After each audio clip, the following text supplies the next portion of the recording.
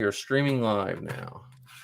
Let's see. Facebook probably booted us because I waited more than I waited more than something. My headphone. I think my headphone cord is bad. I keep dropping out. Mm. There we go. Probably me standing up with my headphones and tearing the wire loose didn't do any good. Yeah. I don't know. Yeah. All right. Let's see. So Inflatable Falcon. I don't even know what episode or whatever it is. I couldn't even. We started back in February. We started way sooner than I thought. For some reason, I was thinking we started much later than that, and we did not. Yeah, this is like episode 36 or something like that. Yeah, it's. Here we go. Let me see if it's. I just want to see if the live thing is working on Facebook. And I don't know. Tomorrow I have the concert, the Return of the Jedi concert. Oh, that'll be fun. I've always wanted to go to one of those, but I've just never. There hasn't been a Star Wars one here in a while. Yeah, well, so it's I'm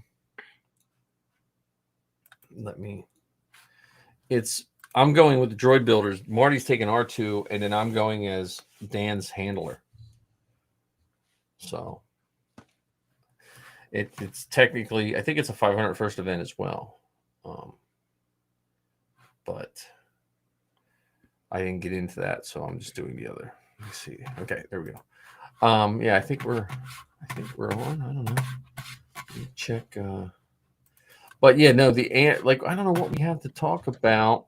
I had this master plan of talking about like what we can do to get the inflatable Falcon. Like I was listening to your show and I was listening to Ken's show, and I was thinking we have to tighten up the inflatable Falcon. Like it's really cool to do 5 hours, but I wonder if that's hurting us more than helping us. Does that make sense? Yeah. And I was thinking, we could use an episode, but we'll have to wait till Ken's here, because I think we should build a framework for the show. Mm-hmm. And see, I'm losing. Yeah, I don't know. I keep losing channels on there. Luckily, my mic's not hooked up to the same plug. But yeah, no, I was just thinking, that was just me thinking out loud of what we should do. I don't know. Yeah. And just to clarify, our first episode was February 16th. Yeah. So that was 25 weeks ago. And I think we skipped maybe one or two. One or two. So this is episode probably 23, 24. Yeah, that sounds about right.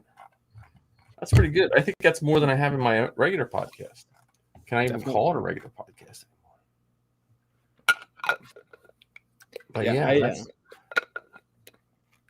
Plus, if you think about it, if we were to split these up, we'd have like 100 episodes. Oh yeah. Well, I'm still thinking of doing that. I played around with that.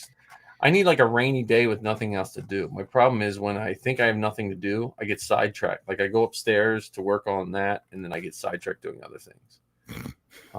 So yeah, I don't know if our live feed is working, and I forget how to share this live feed once we're started in Facebook. Let me see. This probably will go horribly wrong.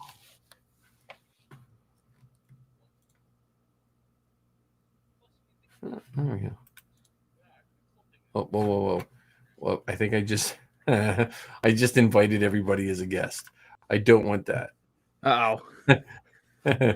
Let's see. Edit post. Here we go. Yeah, I don't. Sorry. We don't. Not even 5 minutes in and we're already off the rails. I know, right? Well, we got one person watching, probably having a fun time. It's probably Ken. Probably Ken checking in. He's like, no, it's me. Oh, it's you. Okay. Well, that makes me feel a little better. This really won't let me delete a post. Turn off post, edit, date, what? Move to trash. There we go. Oh, there we go. Okay, fixed. I don't know. I don't know what I've done, but yeah, I don't know how to share this once we have it started. Like I know how to share it. And wait, can I leave and you still be going, or is that how? I don't know if that's how. I think so. Yeah, because Ken and I hung out for an extra like 10 or 15 minutes last week. All right, let me see what happens here. Leave. It's just me. I don't know how much he wants me to entertain here, but yeah. Here we are. I had a new backdrop.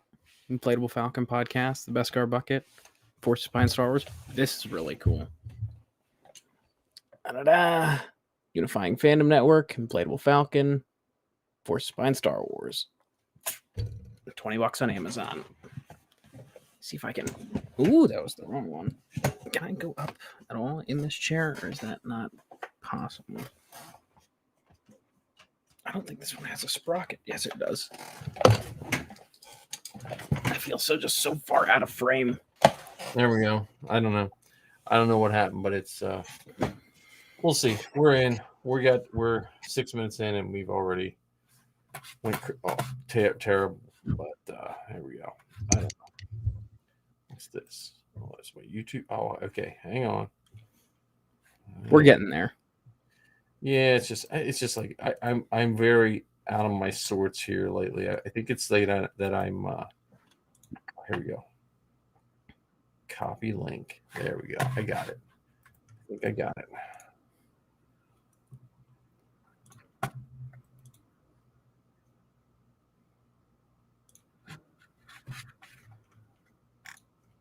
It's in. I don't know why it's appearing like it appears. It's not appearing like a picture, which I don't understand. Let me see. Facebook. View the event. We're going to try to get some.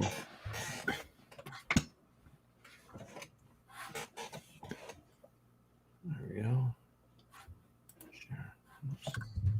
Share to feed.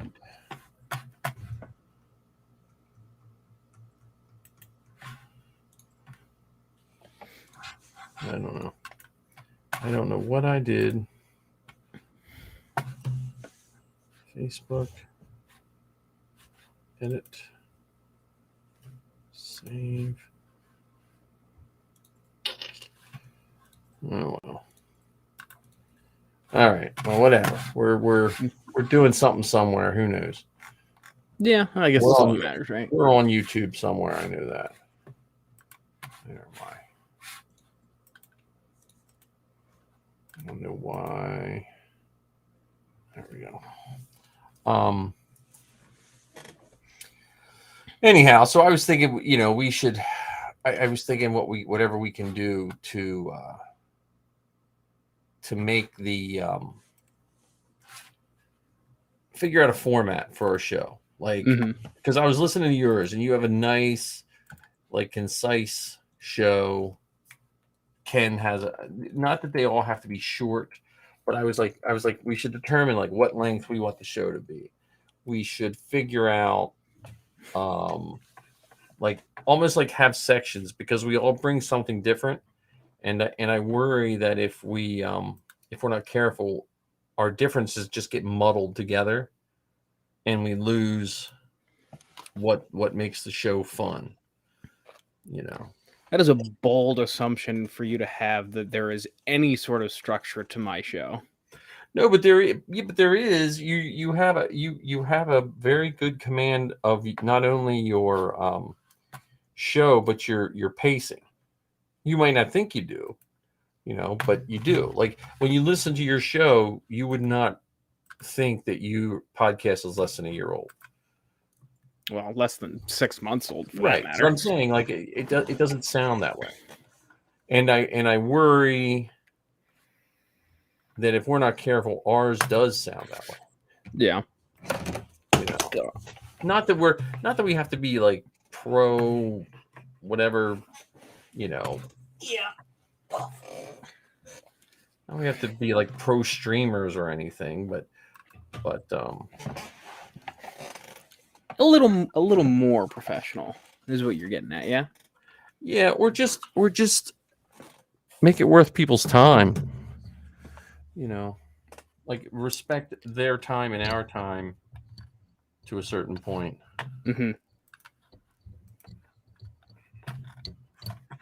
See, I'm just trying to see if I'm doing any, but so like, and then I was just I'm thinking of Andor, and I was thinking of all the people we could possibly see in Andor. Like when I was listening to yours, and I'm like, man, there's a lot of people that we could see.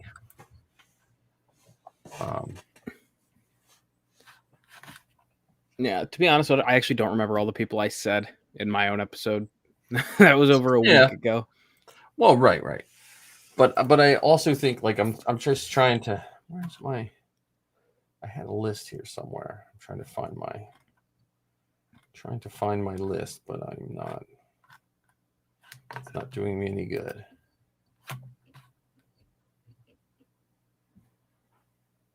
Hang on, let me see. Anyway, but I was thinking like there's Krennic, of course. Mm-hmm. Possibly. I think he'll come later, which I think you might have even said. I think you might have even said on your podcast that he might come later. Yeah, I think there could be a cameo of sorts. Yeah. In the first season, but I wouldn't hold my breath for it. But yeah, I would hope in season 2 he would at least play some sort of role. Yeah. Well, and I think I also think I wouldn't be surprised if we get a stream of cameos. Not meant to be cameos, but just due to the fact that like we might get a passing of Vader, we might get like the Emperor, like I think you said either on our show or your show, where you might see him on a news channel, like the Emperor talking or something like that. Mm-hmm. Which would be cool. Afra is one that we could possibly see. Oh yeah. I just see the one character I hope we don't see is Vader, because for the simple fact of I think it would be very out of place. The only thing I could see Vader is, and this will be my cameo thing, is if they're coming to destroy a planet and pull all its wealth out, and Vader it's almost like in the background, like someone's talking to him on a comm or something. Yeah. I agree with you in the sense I don't want him to overuse Vader. Mm-hmm. And like, don't get me wrong, like Zoe and I talked about this on the episode of Star Wars Geek Girl that we did. Like, all Vader is good Vader. Like, I'm thrilled anytime I get to see Vader, but I think there is some sort of, you have to be careful with how much you use Vader and in what context. Well, he would become to use the old adage, the twirly mustache villain that never succeeds. I agree with that. But like I said, like they could do, like I would like to see, like my dream would be to see Afra and 000 in BT, Callus. I wouldn't mind seeing Callus. That's right. I forgot he would be around at this time. Yeah, like or just refer to him. Yeah, because I don't know if the Lasat is going to translate well on film. Mm-hmm. I don't like it was kind of a Lasat, I think, in Mandalorian when they went to rescue Bill Burr's character on the scrap planet, that looked Lasat like the one person working with him. So I don't know how well Lasat would translate on film. Yeah, well, I mean, look at Jedi Fallen Order. Yes. I mean, even Jaro Tarpal didn't look that great. Yeah, so that's So that could be either Callus not in that or Callus talking about that.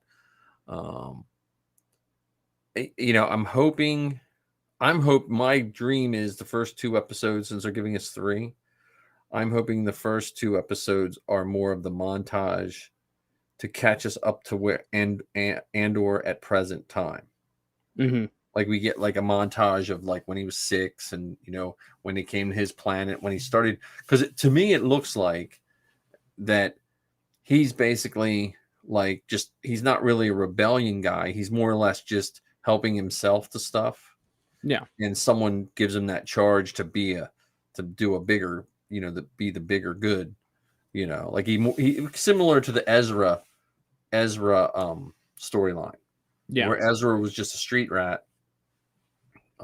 We could see Ezra's parents, because they were the the rebel podcasters, or whatever you want to call their little basement setup. Right. Well, I still think Stellan Skarsgård's character is going to be that one to basically what Kanan was to Ezra, to give him that spark. And then like we could see some of the officers that we saw in like Price. We could see Price. Some of the people we have in that we've seen in Rebels. Trying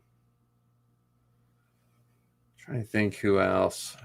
Some of the bounty hunters, like we could get Boba Fett at his prime. Mm-hmm. We bring in Daniel Logan. Daniel Logan as Boba Fett. We could see. I don't know if they'll use Fennec, because I think they've got her in with Bad Batch. That's where I think like those clones come and like, so my Baby Yoda moment that I'm curious what they're going to do. I wouldn't be surprised if it has something to do with either disposal or an uprising of the clones. Like, I wouldn't be surprised of a subplot of, because you have these people that aren't real people, like they're somewhere between a droid and a human, really. I mean, they're human, but they're not, you know what I mean? Because they didn't have a childhood. They were, but the Empire doesn't want that, you know what I mean? Like, so I wouldn't be surprised if there's some sort of either extermination of the clones mentioned, or, phasing out / and extermination of some, you know what I mean? Like, I just wouldn't be, it just seems that would be something that might be touched on. Yeah. I see. I think when you say that, I think like something along the lines of like Umbara, where you just see them all just like, okay, hey, we're gonna have you guys go fight this group of rebels on this planet. Yeah, and just have them wipe each other out. Yeah, that's what I'm saying. Like, I wouldn't be surprised if that's a subplot of, because that could be Forrest Whitaker's character, Saw Gerrera, because he was with the clone. He learned a lot of his combat skills from the clones. Right. So, so that could be another part of his storyline. So yeah, I'm really, again, I said this in my show. I know that. I'm surprised that they got Forrest Whitaker to come back. Yeah, well, he had the taste of Star Wars fandom, Yeah, and he was an uber popular character. So. Yeah, he was a popular character that we never thought would be popular. Like, right. if you watch the Clone Wars and someone said, here, make a list of people you're probably going to use later, I don't know if he would have came up on my list. I don't know if he would come up on anybody's top 15, top 20, maybe. Yeah. I mean, I could think of so many others. Like, I would have said Embo before him. Like, give me some Embo. I wouldn't mind. Yeah, I wouldn't mind seeing Hondo. Mm-hmm. I wouldn't mind seeing a live action Hondo. I'm hoping that we see very little live action Jedi, personly, other than flashbacks. I don't think we'll see any, honestly. I know, but I'm just, I hope we don't. Other than, like, again, like, to me, like to me, what I would love to see as a cameo is Cassian Andor on Tatooine in a bar, and you just see Obi-Wan walk through for no other reason other than to walk through, and they don't even make it as blatant as it's that you and I don't even see it until someone tells us about it on YouTube the next day.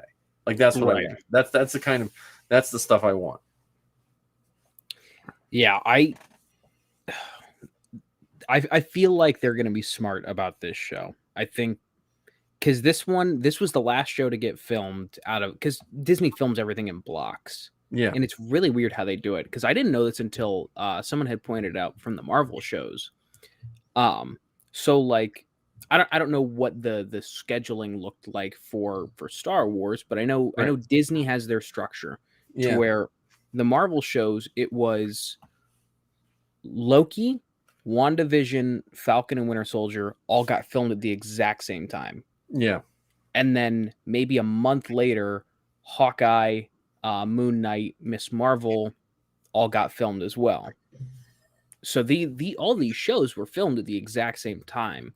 And Andor, I think, being the last of them, kind of got hopefully some of the criticisms that were, And it's funny because this was the first one planned. Right. Right. I mean, Boba Fett was and Obi-Wan were talked about, but this was one like right after one of the Orlando, they were talking about this. Yeah. So yeah, I mean, I do think it's weird that people are getting excited that it's not filmed in the volume. That to me is like 1 minute the volume is the greatest thing. Now not filming in the volume is the greatest thing. Like just be happy if it's getting filmed. I don't care where they film it. They can film it on a sound stage. I don't care. Yeah, I'm excited that it's not 100% on the volume, for the simple fact of I like the idea of like actually going out and filming on real sets, but the volume is fantastic. Yeah, I don't understand how that all of a sudden became a bad thing. Right. Yeah, because I mean, like if you think about it, you can create exactly what you want as your vision of a backdrop in the volume. You can't always get that on a practical set. Well, in the volume is not green screen. You still have practical effects in front of you. Mm-hmm. It's just the background, so you still have to do the camera work and the digital work of the set piece. And I like it because then we're not limited to where they film. There's some cool places on Earth, but then you're like, well, okay, we can make Tatooine look like, or we can make Mos Eisley look like a really big city. Like, we can do all that. So, right. But yeah, that's cool. Now, so I don't know. Speaking of costumes, when's your date of your first troop yet? Still, I'm trying to figure out the logistics of it. At the very latest, it's going to be September 2nd. Okay. But there is I got this Saturday off because I've got a concert. Okay. There's a troop this Saturday that's from 10 to noon, but I have to leave at 2:00. Well, so you're in soft goods. It's not like you're a TK. You could rush it. No, I understand. You don't want the last thing you want to do is spend money for a concert and be tired, because any costume, your body is tired after wearing it. Right. So it's one of those things where like I'm not so worried about being tired. I'm worried about crunching myself for time, because I have to leave it so the troop is about a half hour from home. Okay. Which is, God, I love it when they're that close, because every other one that I'm looking at, it's like, it's like an hour, 2 hours, 3 hours. But yeah, so it's like a half hour from home. So the troop ends at noon. I'd have to drive 30 minutes home. I know I'm going to need a shower because I'm going to be sweating buckets because it's all outdoors. Yeah. Then I'd say, I don't know, maybe 30, 45 minutes to shower and then dry myself off and leave. Then I have to drive 30 minutes back to pick up the person that's going with me, and then drive an hour to Cleveland. Well, and I would, as much as you want to get your first troop in, I would also recommend don't do one where you rush, because some of the most fun I think back of my first troops was the troop, but then going out and hanging and eating after. Yeah. So I mean, you do what you want to do, but I would not recommend rushing your first troop, like unless it's like a super cool one and stuff. But yeah, that's kind of why I'm excited for the September 2nd one, because it's it's a big event in Canton. It's called First Friday, but so it's a cosplay show that's taking place during First Friday. yeah, But First Friday is like just a giant block party.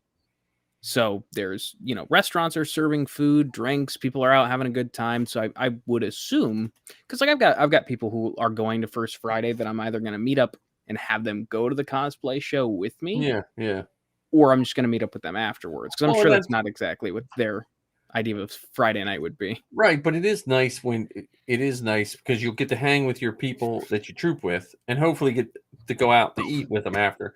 But also, some of your friends will get to see what you do. Because when you talk about doing it and you show them pictures, there's nothing like when they see the interaction of what we do, to the novice of the people that don't understand it. So yeah, I would highly recommend. I would highly recommend just doing that other than the other, personally. Yeah. But yeah, I trooped the Reading Phillies. It wasn't an official troop because I didn't sign up, but I drove Zoe, and I was like, I'm just gonna throw my armor in the car, and if it wasn't crowded, I'll just jump in, and it was fun. It was hot, man. This heat is ridiculous. Yeah, the last few days we've lucked out, at least here in here in Ohio, where I mean it's been like overcast.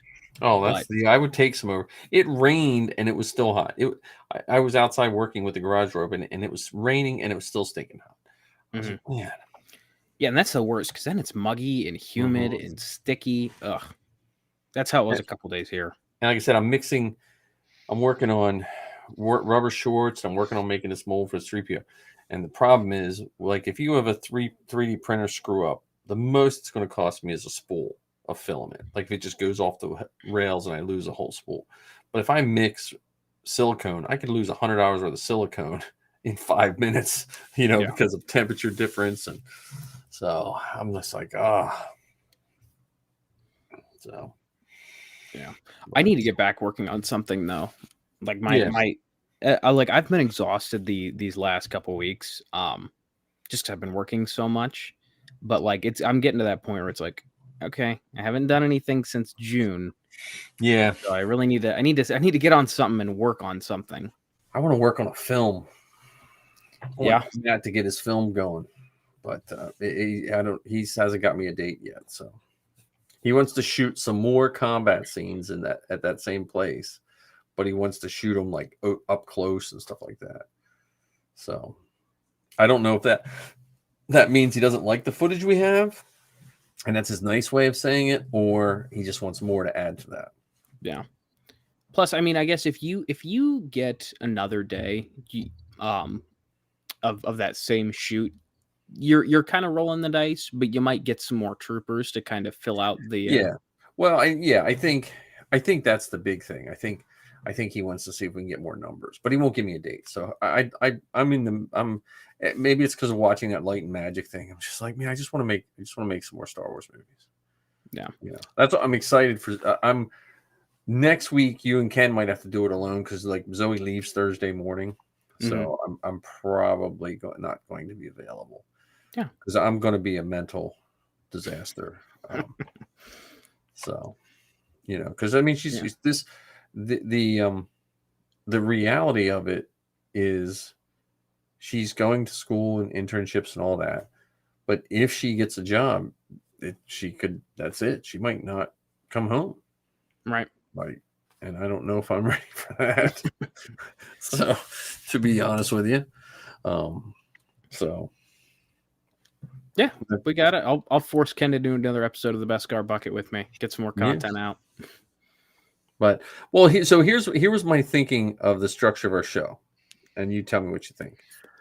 So I was thinking we should shoot for an hour to an hour and a half mark, because I was just looking at podcasts in general. I was looking at all the podcasts in my feed, and I was looking at as someone who listens to them.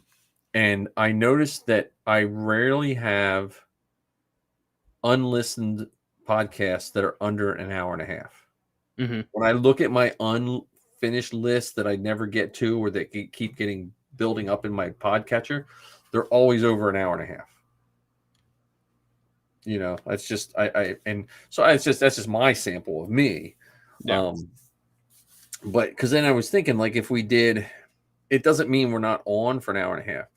But I was thinking, like, hey, do we come on at 8, just us guys, and do a pre-show, like, just not stream it, get everything ready so it seems mildly professional, Right. you know, and then we do our hour and a half, and then if we have more to say, then we stop it, just like we did that one time, and because we got more viewership that time we split it. Like, it seems like after an hour our numbers drop off. Yeah. And I don't know with a really long podcast if anyone's going to go back on YouTube and watch it. Mm-hmm. You know, now again, I'm going to split them up and put them on Anchor, I believe. But I'm thinking, you know, like we just think of, like, I think I like your interviewing style on your show with your insights. But I think that the strengths we have is we're all into costumes, and we come from different generations of stuff too, you know. Oh, that's Forces Behind just got tagged me in something. But our strengths are our costume stuff, and I also think the other thing that oh, there we go. I don't know what that is. The other thing we have going for it is, now that you're in the group, we have more. Soon we'll have more events and stuff to talk about in costumes, right? And stuff, and we can get Ken into 3D printing, and then he'll hate all of that even more once you get 3D, the curse of 3D printing. Yeah, he doesn't have to just listen to us complain about it. He can actively participate in the complaining. I do like your banner though. That banner is nice. Is that a cloth banner, like a flag material? Oh yeah. Okay. Yeah. This thing is sweet. I love it. Now, where'd you get that? Amazon. Okay. I just want to, because that's what I got Zoe's thing, and I got like the Ralph McQuarrie picture of C-3PO and R2, the original one he painted. Mm-hmm. I got that done for a friend as a gift one time, and I was just like, okay, I'm gonna send it and see if any copyright thing hits, and they're just like, there you go. So yeah, you know. So funny thing about, speaking of copyright, so we were talking about it at the tail end of our show last week, trying to get some shirts done. Yeah. Oh, I got slapped with a big old copyright strike. Oh, real? On who? On your for which one? For which part? The Unifying Fandom Network logo. Oh, really? Because we have the Star Wars logo in there, and I sent them a novel and I hit every single part, because in the United States there is a thing, for those of you who don't know, that is called the fair use doctrine. And I went through and I was like, it is fair use because it is not for profit. We are not selling these. This is strictly for personal use. We have modified the original design in a way that it's not it's not a direct use of their logo. It is in tandem with our own. And I swear to God, you could probably copy paste that onto a piece of paper and it would be 2 pages long. Yeah. But they're like, nope, goes against our own rights. Well, like Zoe had some shirts done with her logos over time, and it's funny because not TeePublic. Yeah, TeePublic has knocked down a bunch of her shirts. But I can search anything on TeePublic and find things that are blatant ripoff. Like, I can find a Stormtrooper head, just a Stormtrooper head, and someone, you know what I mean? So it's all who's looking and who, you know. I think there for a while, about 4 years ago, I think there was like someone disgruntled at me or the girls, and they were just reporting everything on T Public. But yeah, that's I mean, that's not funny, but it's weird. Yeah, I think if I really wanted to, I could get away with the Inflatable Falcon and maybe the Beskar bucket. I think those two I might be able to get away with. But what I was thinking about doing is just with the Unifying Fandom Network, just totally getting rid of the. Actually, let me just do this visual reference. So just continuing this bar just all the way across and just eliminating the Star Wars text. Yeah.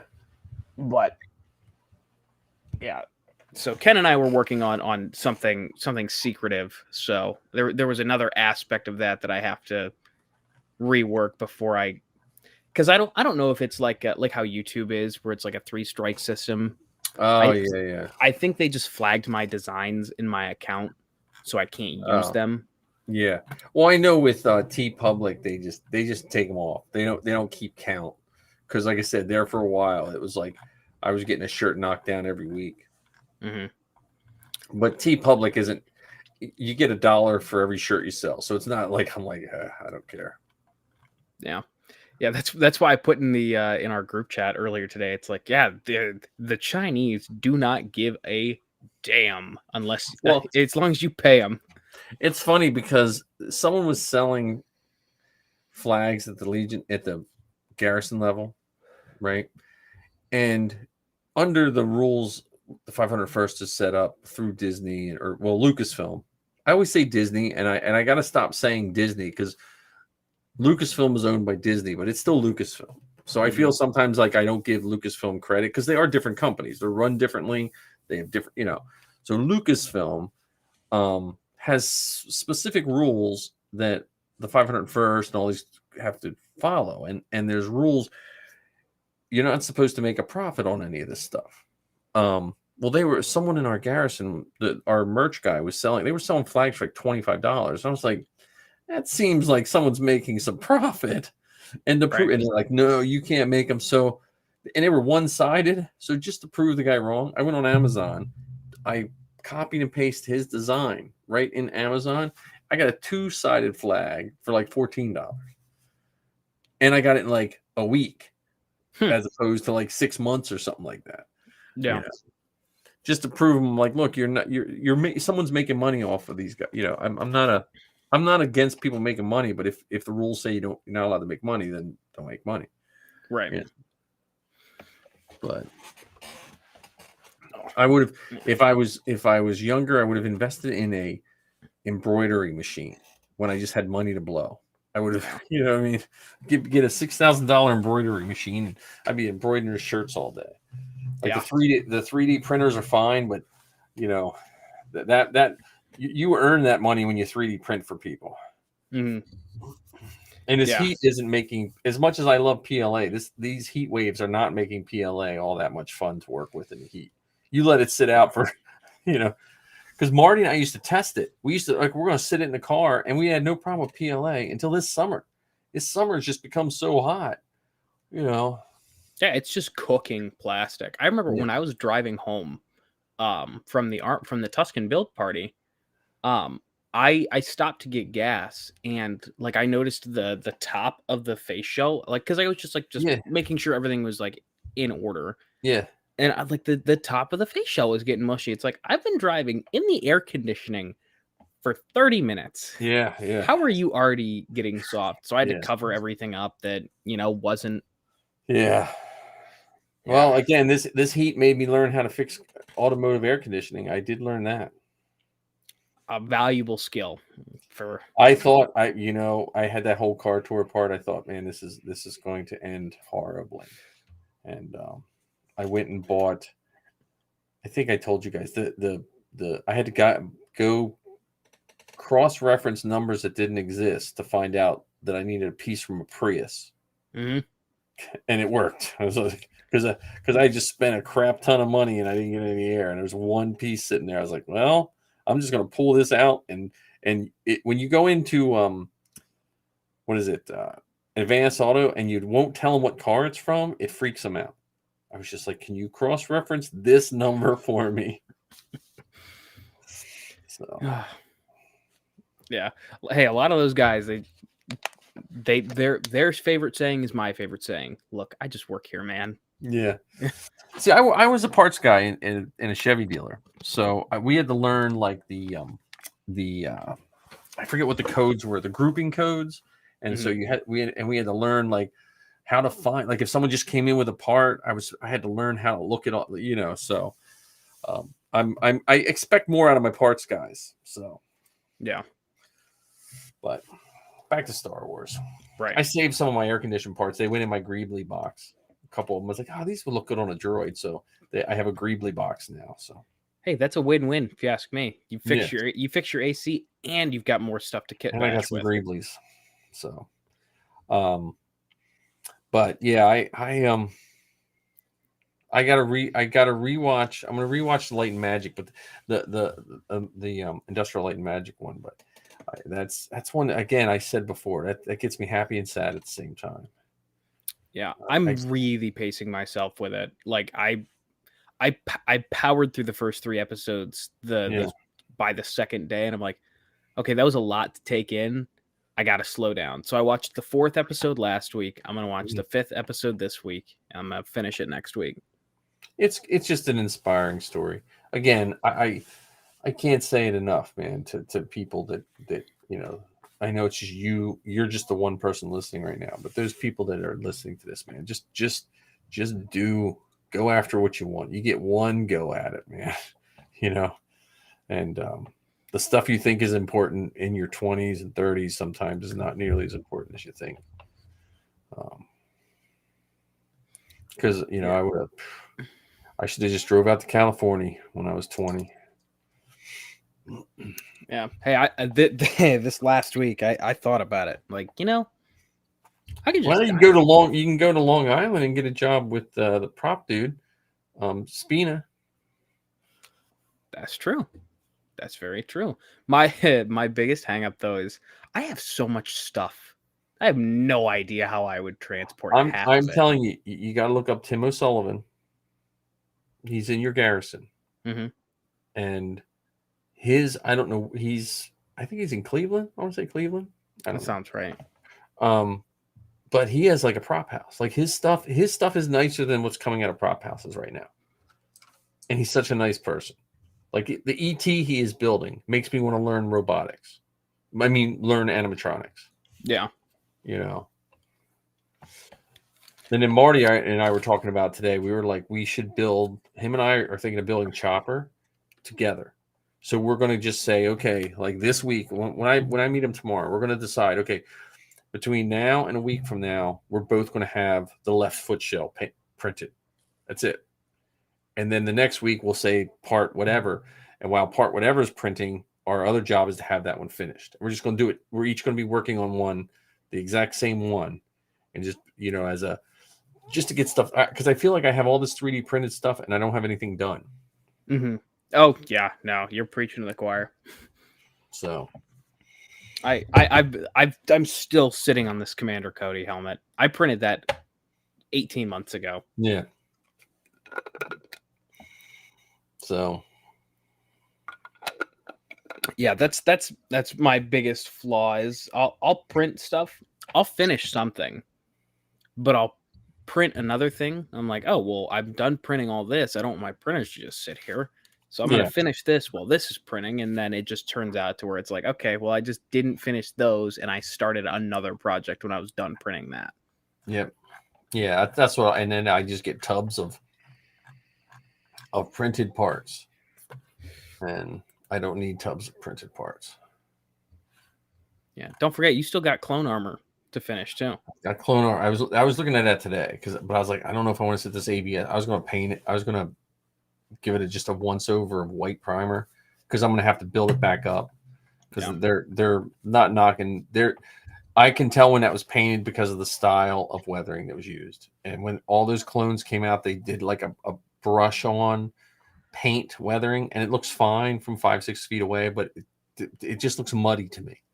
Yeah. It looks more like they rolled around in oil than just got dirty over it, because there's no rhyme or reason. Like there's like if you weather any armor, the high parts should be clean, because that's what you bump into stuff. It should be, Yeah. or the high part should have silver where the paint was scratched off. Mhm. So I got to hit it with that. But it was just so hot today. I was like, if I put that out there, it's just going to come out like a pancake. Yep. I mean, the ABS is pretty. I would say if my next adventure, like I'm toying with the idea of a bigger resin printer, because I'm working. This is my chest box. Oh, sweet. So I got to take all the stand. I printed it standing up this time. Yeah. And it's not the black look. It doesn't look as good on the camera, but it's really smooth. So I'm gonna clean this up and work on my chest box. I'm like doing that on the side, but because I have Wendy Darling out of West Virginia is going to give me a price for the inner robe. That's the only soft part I need now, the inner robe. So yeah, then you just need to do the belt and finish the belt boxes, the chest box, and you're done, right? Yep. Yeah. And so then find a lightsaber. Yeah, but again, if worst case is, I'll print one just to wear on my belt. Because after carrying one, I like being Vader not carrying one. I don't. I just I just feel more, because then I can cross my arms and stuff like that. But that made me start thinking of resin. Like I looked at that and I was like, man, what if I resin print the coin slots and the buttons and stuff like that? And it made me think of some of these, because my resin printer is okay, but most of the guys that have my little Photon, they change them over to a 4K lens, and the cost of changing it over to a 4K lens, I can just buy another one. Yeah, because it's like $79 or something like that, and some change to convert it over. Plus, I got to do it. Where I think for $99 I can buy a 4K Photon. Hey, I look. I live and die by Creality. Yeah, I cannot recommend I think it's the L. I hate that they've got these long like serial number names. Yeah. It's whatever the one that ends in H is. Now, see, I think my resin printer, my next one, is going to have a lift off top.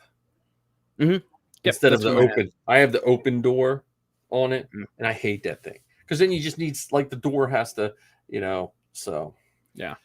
But yeah, I'm thinking of that. I don't really have extra money to spend until I see what's up with Zoe in California and all that stuff. I'm trying not to spend any large amounts of money on anything. So I want to make sure I can help her out. And but this is like, Andor is going to be the first series I didn't get to watch with her, so that's going to be weird. Yeah. Hey, you could always do the Discord call. Yeah, you watch it together. Yeah. Well, the problem is like we can't do the first 3 episodes. I'd have to get up at like 2 a.m. just to get them done before I go to work. Yeah. So it's right. When you go back soon, don't you? A little less than 2 weeks. I go 25th or 26th, one of those days. I don't know. Being an adult is throwing me off. So if I forget that school doesn't actually start, like, K through 12 doesn't start till like the end of August. Well, it used to, like when I went to school, it didn't start till after Labor Day, and then summer just slow. When I became a teacher, summer just became shorter and shorter and shorter and shorter. So, yeah. And I don't get paid over the summer, so that hurts too. Yeah, well, I do have mine set to I get less of a paycheck, so it does spread out. But yeah, it's not my yeah. When I retire, I think I'm going to go work at Dutch Wonderland. I'm going to work somewhere where I'm off in the winter, because it would be nice to go on vacation when everything's not crowded, which I know is like a first world problem. But like I can't, like, all these people that go on vacation in September, I'm like always envious of them, because there's no crowds and stuff. Yeah. And I'm still waiting. I possibly have Celebration in the spring. Steel City, Yeah. their hotel block is sold out for December. Already? Yeah, you can't even book a room in December. They I'm haven't even hoping. announced the date yet.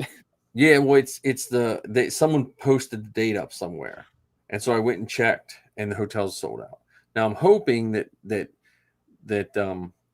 DoubleTree is holding a block of rooms, so when that code is released, so Monday I can Yeah. book my room. Because it's hard once you stay at that hotel. It is hard to go to Steel City and not stay at that hotel. Well, yeah, because I mean, especially for like us, we're because I'm sure you'll go as a stormtrooper. You're gonna go Yes. as Vader, Well, and yeah, like Vader's my goal, and 000 or possibly C-3PO for Sappy if C-3PO is done by then. right. So like you can't do that and stay at another hotel Right. because you can't. Those aren't kits that you can just get ready in a parking lot. They should knock that stupid Home Goods across the street, knock that down, and put it in our hotel. Yeah. Knock down. What's the other thing on? Is that like a Michaels or a? Knock that down and put a hotel there too. Yeah, it's a Michaels. I don't know. Just that's my only irritant, because that's the whole, like, to me that's what I like about Steel City is that is being stuck in that environment. You're stuck in con mode 24 hours a day for a couple days. Because there's Oaks, PA around here that has beautiful cons, and the place is wonderful. Like, it's like as big as they need it. Like, they just have rooms, they just keep opening them up. It's nothing but it's an old industrial park they turned into a convention center, but there's no hotels around. So even if you go for 3 days, you have to go a little bit away to get a hotel. Like, it's because it's an industrial park, so you have to leave the industrial park to go to a hotel, and it just doesn't feel the same. Yeah.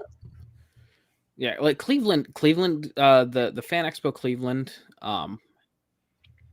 it's nice because there's hotels nearby. Yeah. But nothing like Steel City where it's literally the same parking lot. Like, it's like you got to walk at least a block or two.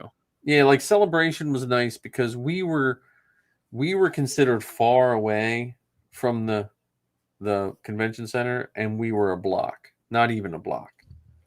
And the two closest, like if I would have realized where we were staying, they were acting like you had to walk forever. But you're in California weather, and I mean it's like a block. All those hotels were nice because they were basically like and everyone was in Star Wars mode. But if you get like Steel City, like there's no other ones around, so I don't know. I'm hoping they open them up. That's my only gripe. And then again, I'm going to see what's up with Celebration. I'm just going to see if Zoe gets a panel or not. So yeah, because you applied, didn't you? They didn't open the panel one up yet for panels. But if they give her one, then we'll figure it out. I'll be sleeping on the street. Yeah, well, the London streets no less. What are you going to do about tickets, though? Oh, they'll give me tickets. They'll give me tickets. They'll give you tickets. I had my tickets I bought. In every Celebration, I bought my own tickets. But they always give me 5 full sets of tickets. What? Hold on. This is Mike, I've known you for almost 2 years now. This is a revelation that I have just now. Yeah. So when I was in Celebration, I had to buy all my day tickets. I bought for every day. Yeah.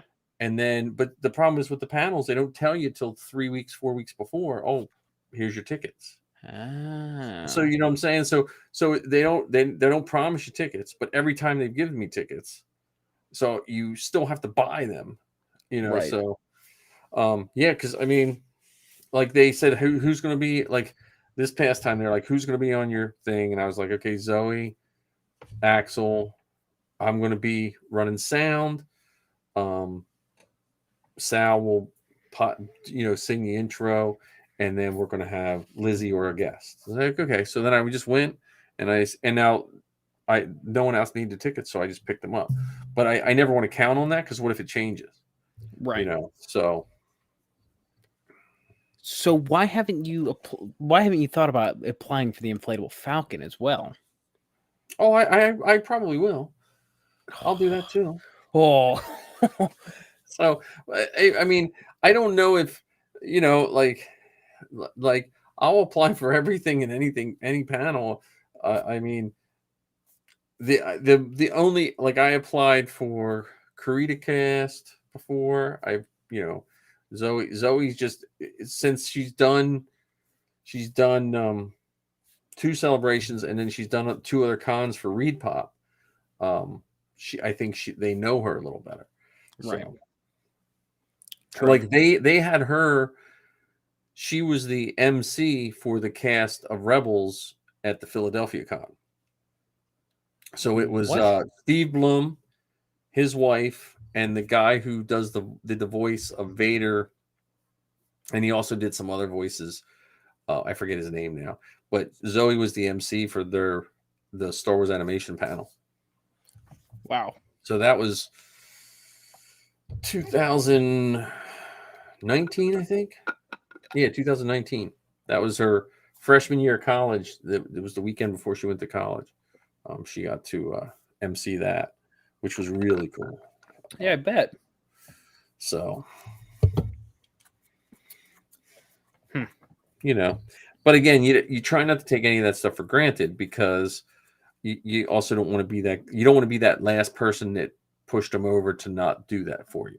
Right. You know what I mean? Like I would, and that's why I always told him, look, I bought my tickets, but I would like, because I always wanted the artwork. So like the one time, like in Chicago, was it? Chicago, they forgot to give us the media badge. She was supposed to get media badges, and they accidentally give us exhibitor badge or something. I forget which one. They give us the one with the Lando, and it had Lando on. So they're like, yeah, we're cool. We want the Lando one. But then it kind of screwed us because there was some media times we could have got in, but we didn't have the media badges. So, and like when they went to Orlando, like they had a media room set up. So if you had a media badge, you could go in and charge your phone, and they had an additional Wi-Fi network for you if you wanted to post up and stuff like that. So that was old Reed Pop. They got rid of a lot of that because there were a lot of people, I think, that became demanding for a media badge, and it kind of ruined it for a lot of the other people. Yeah. And it's changed. Like podcasting went from very few podcasters to then when COVID hit, you had podcasters on top of TikTokers. You know what I mean? On top, like the media changed, and unfortunately, for some of the people that got in and got to do free stuff, then they didn't reciprocate and broadcast stuff they were supposed to. They just, hey, we got in free, and and didn't really. So, and that kind of ruins it for everybody. But yeah, I'm waiting for I'm just going to put in a whole bunch of applications when when it opens up. I'll just like Zoe's, I applied for that last one 3 times because they kept changing the date, and they're like, well, just reapply. Because I'd call them, maybe I just reapply. So I just reapply and I just reapply, so. Yeah, that would be sweet if we Celebration London, the Inflatable Falcon live in studio. Well, the other thing is you got to see if Reed Pop comes around in Ohio too. Okay. And put in for those, because the company, like, again, it is one of those things where if your name is recognized, because they come around and watch your broadcast, like they'll send people in to see what you do to make sure it's entertaining. You know what I mean? Like, because that's part of that's part of what they're doing. Like the Reed Pop, the one Reed Pop guy popped in and saw, and I lucked out because Steele Saunders helped Zoe out both times. He jumped in, Yeah. All right. And the first one, Zoe and Lizzie had people crying. They had some, like the one writer from Coffee with Kenobi, she was crying. So let's see here. Events. I forgot C2E2 was this past weekend. Yeah, I didn't hear any announcements though. Yeah, nothing fun, but not Star Wars related, but that's all I care about. Yeah, well. Here I'm looking at ReedPop does. Oh wow, they got a lot of there are current vacancies. Look at that, man. There we go. There's a job for you right here. Digital advertising campaign specialist. Merchandise coordinator, branded events. Another one. Content manager for Comic Cons. If only I had a degree. No, but listen again. Let me see if this requires a degree. Let's see. Responsibilities. Okay. Required skills, tracking strong leadership, previous experience managing people. Okay, relationship. There's no degree. No degree required for the content manager Comic Con. 40 hours a week, full time. Didn't say anything about pay. You'd have to move to Connecticut. Hey, I'd be closer to you guys, I think. Yeah, you probably would, or at least easier to get to. True. Dude, I'm just telling you. My first management job. So I worked in a restaurant, loved restaurant work. I thought I was going to do it for my whole life. And we worked at Missy and I worked at a Miller's Smorgasbord. Back in the 80s, did 2.5 million a year, something like that. They were big, big deal. They always hired outside management to run the kitchen. And they put up a kitchen manager, food service coordinator, which is the equivalent of a chef without the training. And it paid well. But they would not hire in-house. So I went to the break room, called them up, lied about my name, set up an appointment, right? Next day, I set it up during my lunch break, threw a suit on, went there, and they hired me.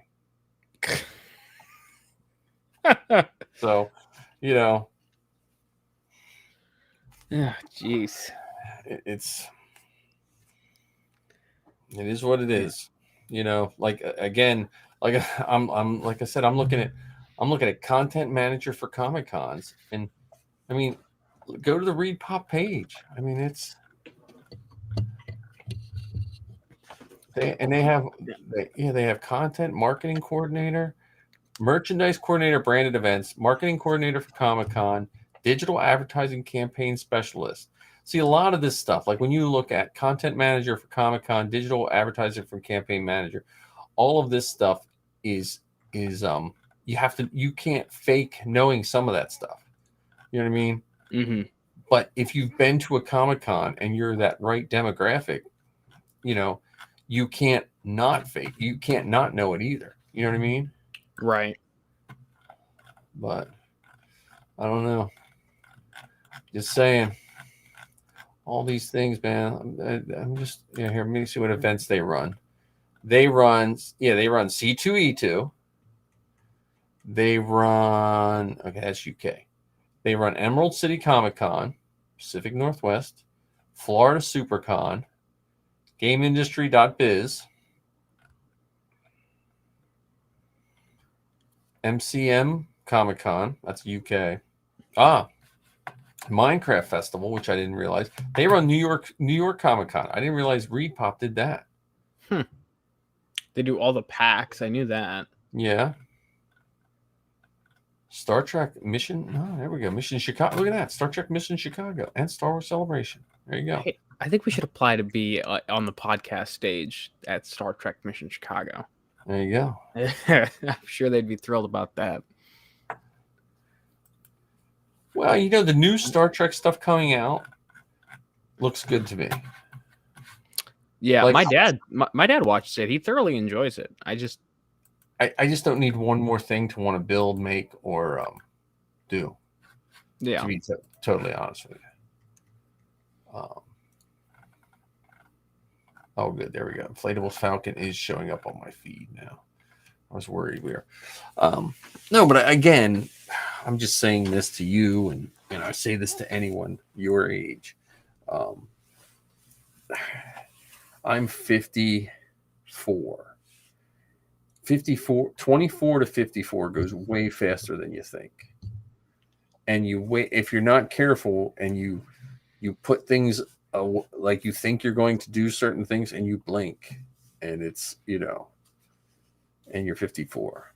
Mm-hmm. And I'm happy with my 54. But when I was 20, when I closed my comic book store down because the strip mall went out of business, I probably lost close to $100,000 Oh. of 1990 whatever money, because I wasn't making tons of money, but I had a lot of money coming in, and I had to sell. I had to sell my comic book collection, which helped me, But I lost a lot of money, and my wife put up with that shit. So, but some of my best friends, like Mark, who was at my armor party, and they used to be customers at my store. Mm-hmm. And if I other than the financial strain it put on me for a little while because of that, I wouldn't take those couple years back. I would have listened a little more to the business people when I started my store, but that was just me I was a way more stubborn and angry 20-some-year-old than I am now. But like I don't think I think I was too narrowly I was too even back then I was too narrowly focused to thinking of what I thought I wanted to do, and not just if I would have just taken a breath and looked at things honestly, I would have probably still opened my store. If I would have just did my inventory slightly differently, and not let my own bias get in the way, I would have done better. Mm-hmm. But I was a comic book guy. I was like, I got to fill this store with comic books, even though Magic cards and Warhammer were flying off the shelves, Yeah. So Hindsight is 2020, as they say. yeah. But again, if people want to learn from me, like you want to take risks while you're young. I mean, if I said to Missy, if I went upstairs and said, "Hey, I want to, pursue a different career," she would support me. I just don't know at my age with 2 kids in college and everything else if that would be fair to everyone. Mm-hmm. But yeah. See, my biggest thing is I'm very indecisive and I'm very scared of change. see, I'm the opposite. I love change. I love, I like, other than teaching before that, like I just like, I just gotta get another job. I can't do it. Like when I got out of the restaurant business, I went into the coffee shop business. I don't even drink coffee. And I ran a coffee. I got tired of that. I bought another restaurant. I got tired of that, and I just drove truck for a while, ran a paintball field. Yeah. And right when I graduated college, I had the option of buying a paintball field from the guy. It's a very successful paintball field in PA. It's still going. But the only reason I didn't buy it was I just finished college. I was like, I just spent all this money to go to college. Right. I want to use some of that. But yeah, I mean it's but I will tell you, man, chase what you want to do. I mean, it's a fine. Because we don't. Unfortunately, we live in a world where you have to make money to do things. Right. But I look at that documentary of Luke's film, and it's bittersweet to me because I was like, that's what I really wanted to do, and I kind of always stepped around it, where if I would have taken all that energy that I put into everything else and put it into that, I wouldn't have been anything big, but I might have been like a cameraman for the rest of my life. I would have been happy with that. Right. Yeah, it's just like you said. Unfortunately, we live in a world that requires money to do anything. So, right. Like I've pondered, like I just bought that Corvette. I've got equity in it. I've considered selling it, and just like, okay, well, I had my fun for a summer. I'm gonna be more realistic and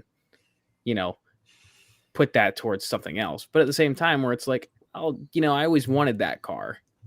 So, what that's a would be good the thing. good in that? That's a good thing to be, though, because there is a lot of people that put stuff off till it's too late. And I'd rather have a Corvette when I'm 20 something than when I'm 50 something. Right. Or have them at both times, which would even be better. So Yeah, I don't know. Like right now, like I was saying, like I'm scared of change. So like I've got my current job that I might not have in 20 days. I've got a job offer on the table from something that I know I'm good at and I know I'd be happy with. Do it. Do it. See, everyone's saying that, but it's at the same time where it's like, okay, well, it's a little bit further than what I'm driving now. There's this, there's that, there's XYZ. There's the potential to make more money where I'm at now. But it's again, it's okay, I'll probably be happier at the other place, Dude, but I could that's also make more money. dude, that's you can't put I you can't put a price on just being happy. You really can't.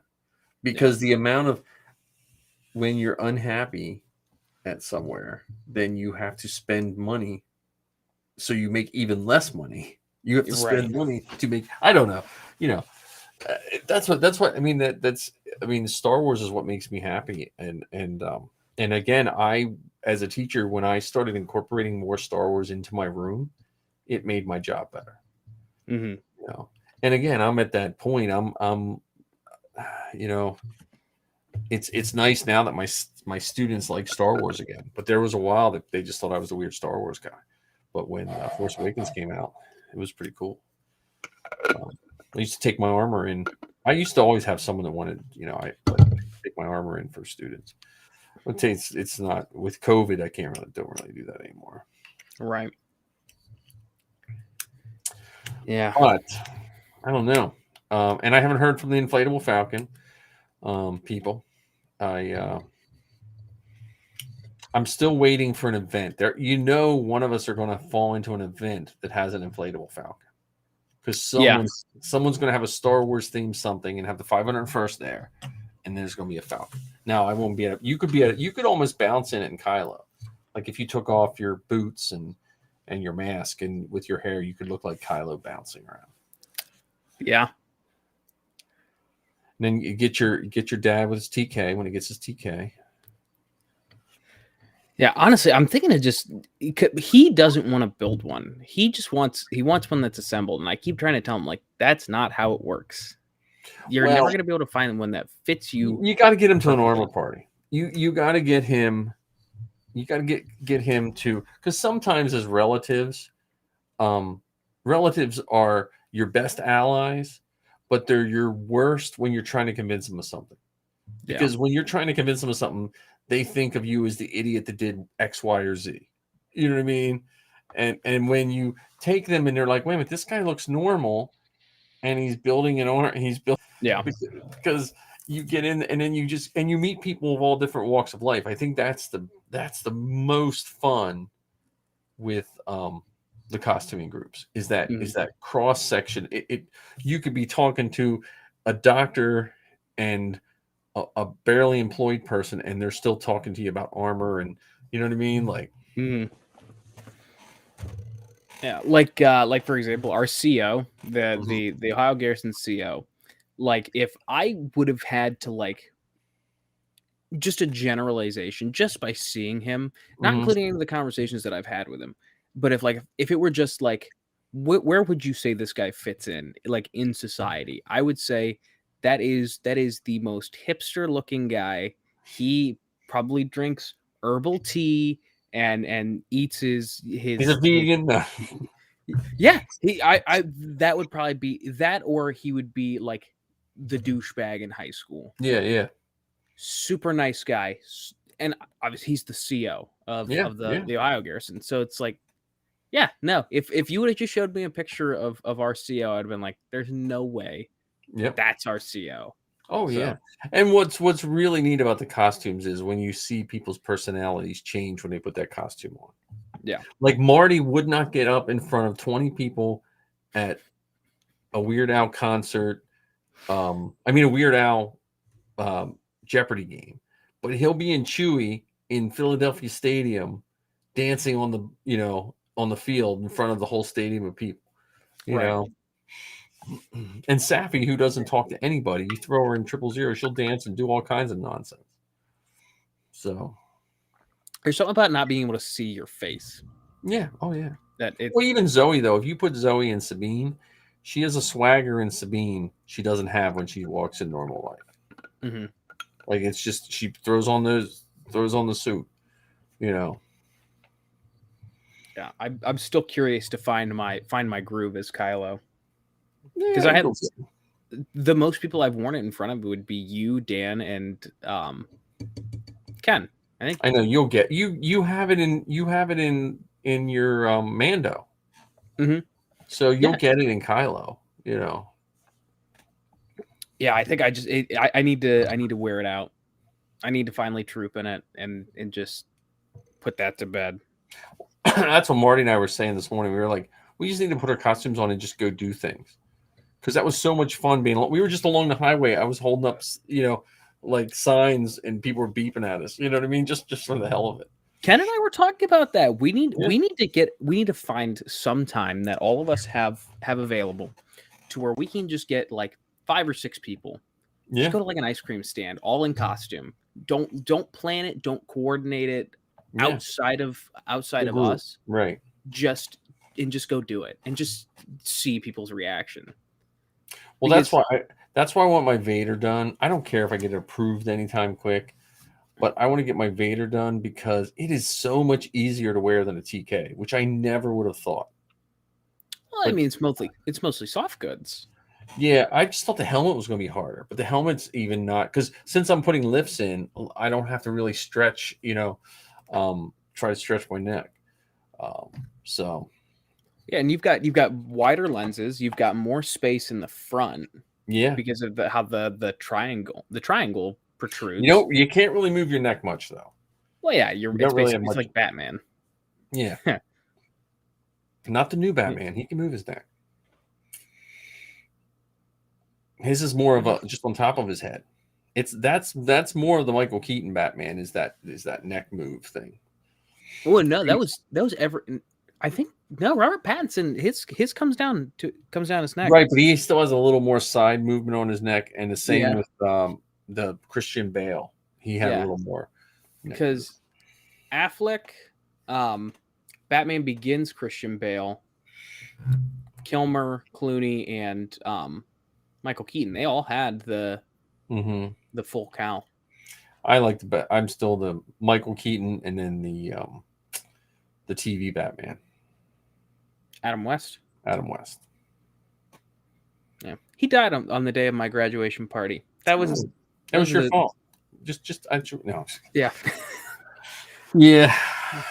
Yeah, I said that because like he was at my graduation party when the news came out, and I'm like, oh my god, Adam West died, and everyone's like, who's Adam West? I know. I'm like, hold on, we're in the prime generation of Family Guy. Mm-hmm. He had a character. Yeah. His character was named after him. Yeah. You don't know who Adam West is? Yeah. Yep. Yeah, that was a good Batman. Oh yeah, I love Adam West. But tying into Family Guy, though, I had a very, very interesting occurrence on Monday. I was on my lunch break, and I've just been like super entrenched in like the behind the scenes stuff, and I was just watching like I had watched Carrie Fisher do the it was a Lifetime Achievement Award for George Lucas. Yeah. And her speech. Oh my god. And then after that was the Family Guy did, because she voiced Angela on Family Guy, and it was her funeral and her tribute. Oh my god, that choked me up so bad. And like I teared up at that. I was like, come on, it's 3:30 on a Monday. What am I doing sitting here crying in my car at a park? She played a good character, which I doubt you ever watched Ugly Betty, but she played a good character on Ugly Betty. Carrie Fisher, she basically played like a caricature of herself for a couple episodes. But she had it's pretty much the same deal. She had a good character in Entourage too. Yeah, she was. Man, I remember when she passed. That was a bummer. That was hard. That was a hard day. Yeah, but like I said, I got to do a little more Star Wars than normal because I got to troop the Reading Phillies game, which was really cool. I was surprised I didn't get in trouble because I didn't sign up. So who knows? I might get in trouble. But if If Safi would have been able to go, I would have. It was just too hot. I told Safi to stay home.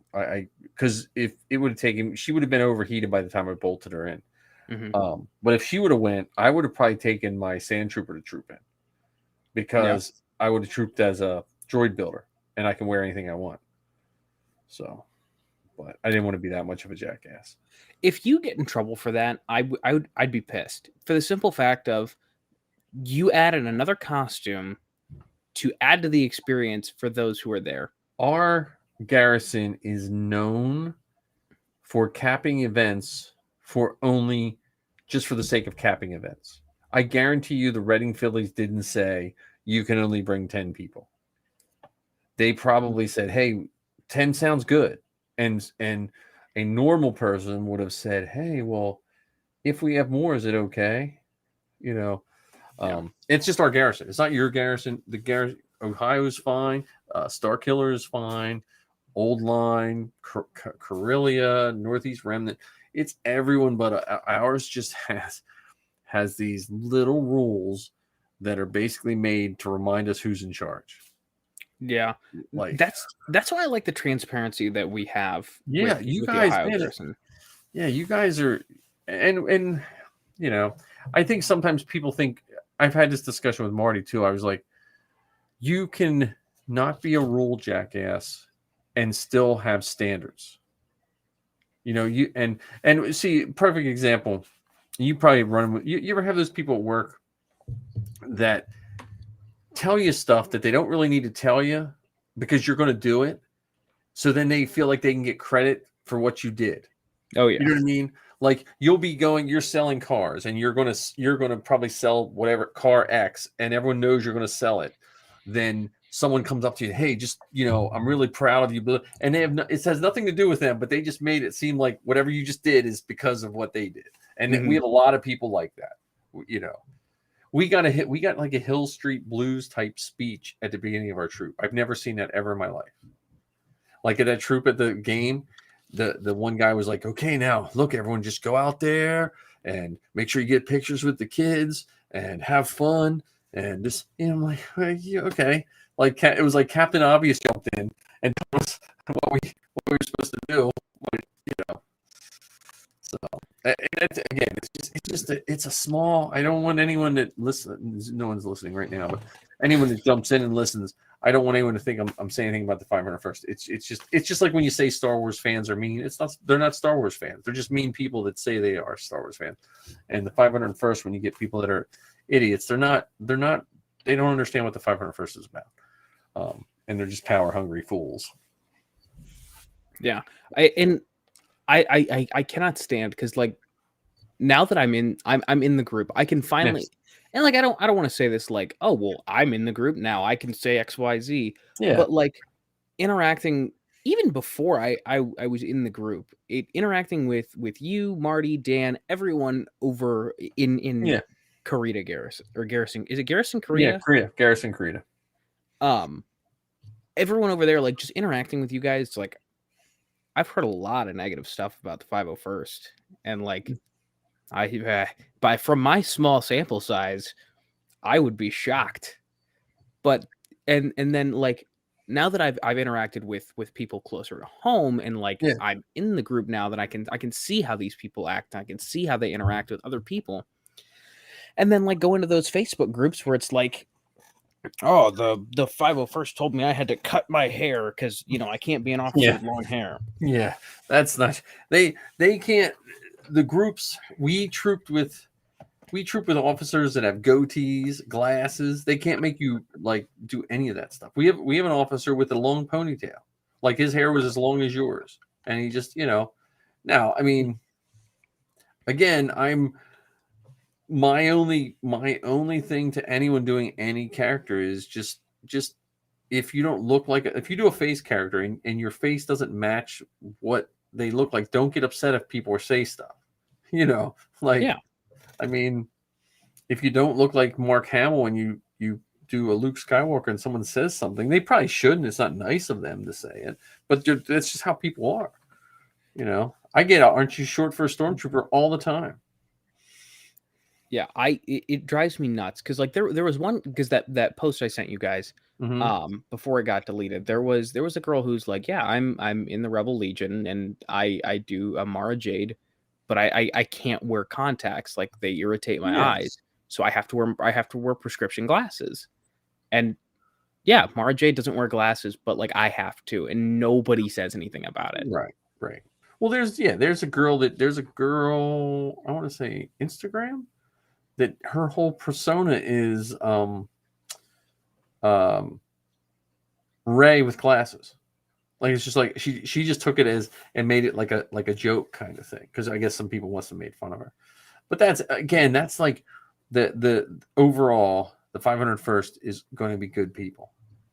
There is always, it's any group, you know, and it's funny because if you hear people especially when they say about their experiences, their negative experiences with 501st members, it's almost always out of costume 501st members, because the ones who are really into it are in their costume doing what they're supposed to. It's that one or two guys that barely wear a costume and just sit there with their racing shirt on and bitch and moan to the people, you know. And then you can have problems with all groups. I mean, any group this big is going to have issues, but I have had other, you know, again, I ran for office, which was probably not the best thing to do, but you know, I misread the room, you know, when I think you should do it again.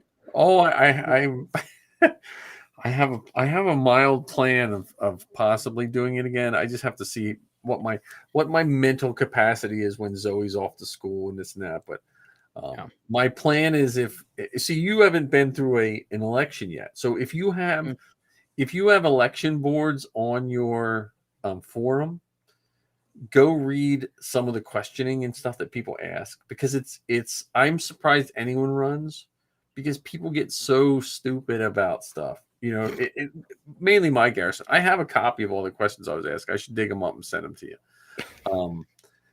Because they ask you, oh my, like you would think you're running for like a real office. And some of my answers they just didn't like, because they were just short. I'm not going to write like this, you know. And so I said I was talking to Marty, what was it, Friday? I don't know. I said to him, I might just run and just answer things like exactly what, like, don't even sugarcoat it. Like, because I tried to be like nice about stuff, and I just might say, well, no, you know, because I think I might say, you know, like the one was like, how are you going to, I forget, the one question was worded something like, now, how are you going to make sure when we're present at cons, we blah, you know, something. And I give this flowery speech. But if I had to answer it now, I'd be like, let's just make sure it's not four grumpy people sitting there on their phones. That's what I like. I feel like I should just run and just answer that kind of like just call out every nonsense with no sugarcoating. And well, I mean, look, and again, I don't know the people in all of the people in your garrison. However, I'm sure a lot of people would be like, oh shit, he's right. I thought that, man, I got beat. I got beat bad because I wanted to get rid of a few things that people liked. Like I wanted to have the admin meetings, or whatever, the commands meetings. They have command calls like once a week, and they all talk about stuff. I wanted to have it open to everybody to listen in, and they didn't want that. Like, you know, like there was like a campaign, but like in our garrison, so and we have a good garrison. We have 128, 130 some people. Damn. I think only like 30 some people voted. What? Something like that. Yeah, it was tiny. It was like less than 50% of our people voted. Like it was, and I think the person, or maybe it was like 30 some people voted for our current person. You know, I have to look the numbers up, but well, actually, you can probably look them up too. They're on the. You can go.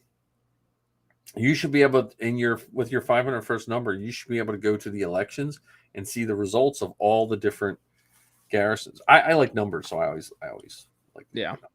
Well, I mean, like we just had to it wasn't an election, it was more so just a vote. Because my squad leader had stepped Mm-hmm. down, and we had to vote in our squad XO into the squad lead position. Yeah. I'm pretty sure we got a good majority of the people voted. Well, that's good. Yeah, no, again, we just went through some growing pains, I think, in Karita, and I think what hurt our garrison was when I joined. Karita was Delaware, Pennsylvania, and West Virginia. That was garrison Karita, Wow. and in a short period of time, now it's just Eastern PA, Yeah. and not like I understood the Delaware and the West Virginia one because I always feel states in general, no matter where you live, have a different feel. You can live 2 miles from someone and you live in Ohio and someone lives in Pennsylvania. It's a different feel. It's just how this country is. And so I always like the states, but the other divisions are just weird, like the middle of the state one that was not amicable. That was not an amicable split. And I think a lot of the problems we have nothing to do with me. Like I think when I just ran at the wrong time, and a lot of that penned up whatever got thrown at the guy, anyone who was not part of the, but I know our Rebel Legion just split. The Rebel Legion in Pennsylvania just split as well. Really? Yeah, are they splitting it down the middle like the 501st, or? I don't know because the Rebel Legion thing is it doesn't follow the same lines, Right. So Zoe was telling me about it. I was like, I'm not None in of us. Legion. I don't really care. The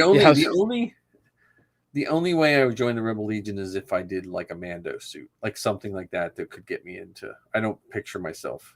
At the Reading game, there was a guy with a fleet officer, which I always love seeing people in fleet officers, because then we have a stormtrooper. It kind of balances out like the from New Hope. And he's like, "Oh, you should do that." And I told him, I said, "I just don't like that costume." I said, "Nothing against yours, but I like a stormtrooper." If the Rebels had one, I would think about it. Yeah, see, I would do a deck officer, like an Echo-based deck officer. Yeah, I can see that. But my biggest problem with the Rebel Legion costumes is they're all, except for the clones, they're all soft goods. Like there's no hard parts on any of those costumes. Yeah, and I like a costume with actual like physical pieces. Right. Well, then Din Djarin can go in as Rebel Legion. I think because we looked it up, and I think Din okay. is still only Mando Mercs and 501st. Which baffles me that he's 501st. Well, I think 501st got him as a bounty hunter. That's because it's the same with the clones. It's weird that the clones are with Rebel Legion, even though I know technically they should be. But that to me it's just when I think of Rebel Legion, I think of soft goods, like you said. Mm-hmm. Poor Chewie. Yeah. I still think you should work on Chewie. Get your Chewie going after you get some miles on Kylo. Yeah, that's the other thing is like I don't want to start a project. Like I don't want to start like a 501st or like a group project until I actually get some troops under my belt where it's like, okay, I can kind of see how everything operates now. Yeah, I want to do another armor, and right now I'm toss up. Like I'm not going to start. I want to get Vader done, but I want to do another Imperial armor, and it's like my clone. That clone's going to be easy. It's literally going to be a paint job. Mm-hmm. Like it's already. I might have to. My stomach is a little fatter than the guy I bought it from, but everything else, But I'm still thinking Shore Trooper or Biker Scout. Mm-hmm. That's the two I keep going back and forth on. But after this heat wave, Biker Scout's looking better only because most of the Shore Troopers are 3D printed. Right. And I'm like, man, because I don't feel like molding. Like I would mold Shore Trooper armor, but I just don't feel like the expense. It's just like that, you know, the It's going expense. to be hard for you to make your money back on that. Well, and I couldn't because I wouldn't own the files on that. And so True. as much as I try to, even though technically everyone's copying everything, a lot of these guys give nice files. I'm not going to copy it. I'm not going to copy because I forget the guy who does the Shore Trooper, and he gives all the files for free. Hey, Arc 77's here. Cool. That's about time. Only 2 I know, hours right? late. I know. So that's the thing that keeps me from that, though. You know, depending on how my other I'm going to try C3PO. I'm going to try fiberglass. I'm going to try to do fiberglass for C3PO because right now Sappy's 000 weighs twice as much as Dan's Dan's C3PO, her 000. So if I can cut her 000 costume in half by using fiberglass, that will be my next attempt. But fiberglass is a totally different animal for molding. Like Marty and I can do a whole C3PO in 2 days when we slush it. I mean, we're beat and tired, but we can get it done. But when you do fiberglass, it could take a couple weeks because you got to paint it all in, the beauty layer. Then you got to go through and hand check to make sure the beauty layer is thick enough. And then you have to lay all the material, do another one. Then once you pull it out of the mold, you got to sand it and cut it, make sure there's no sharp parts. So it's a little more, and I don't know how I don't want to beat my molds up with fiberglass. Like you get that stuff in a Terra mold. I don't, because the chest mold and back mold for C3PO just in silicone alone is $400. Jesus. And they're not even done right. They were some of our first molds. I have to redo those because we just didn't know what we were doing when we first mold. So I'll be remaking those probably over the winter. I just got to try. I got to figure. I think I can salvage. I think I can make the mold on top of the old mold. Because my plan for the C3PO is to make the one piece mold, so someone can make a standing one, like just like a bust up. But I just have to, I got the helmets, the 3PO heads will hopefully pay for my next set of molds. I just need to get enough money to make some molds. Yeah. Now, what you should do is you need to make one for Marty so he can have 3PO and Chewie in the backpack. He does have it. Oh, he does. We made one. He had one before, and then him and I part of when I started talking about building 000, I started talking about building 000 the same time he started about redoing his backpack, and so we kind of joined forces. And but it's funny that the three. So now we want our new molds, which again we're going to do piece by piece to try to finance the new molds. We want to make it that we can sell inexpensively a 3PO that you would literally just snap together. PVC, plug in, stand up. But alongside that, we could take those same molds without having to do anything, and you could make the Chewy backpack. And on top of that, you could then take those same molds and make 3PO leg lamps. The leg with the R2 head. So we're trying to make multi-use molds because most people don't wear 3PO suits. They cost so much, and then they're not comfortable to wear. And on top of that, if you don't have a person that you trust that can go to every event with you, you can't wear it. Like you can't just show up at an event to be C3PO and not know anyone. Yeah. Because of the cost of the suit, and the plating. Like even if you get a cheap, like if someone buys a C3PO kit from me, they're probably under $2,000, right? Which I don't really sell them anymore when I used to. That's not including the thousands of dollars they're going to spend getting it plated. Yeah. In one way, shape, or form. Because either you have to get it expensive plated, or you have to do the cheapo way, which means you're going to constantly be like getting scratches and stuff like that. So, Well, and not only that, but you have to be a very specific body type. oh yeah. So, And again, you can with 3D printers, you can print it to your body type anyway, which is fine too. Except if you're really big and you can't be heavy. It doesn't matter. Like you can be tall and make it bigger, but you can't, like, I can't even fit it on my head. And I know guys that'll zoom it in and make it bigger 3PO, but it just doesn't look right. Like, you don't want an Incredible Hulk 3PO. Like Dan and Safi, they are perfect for that costume.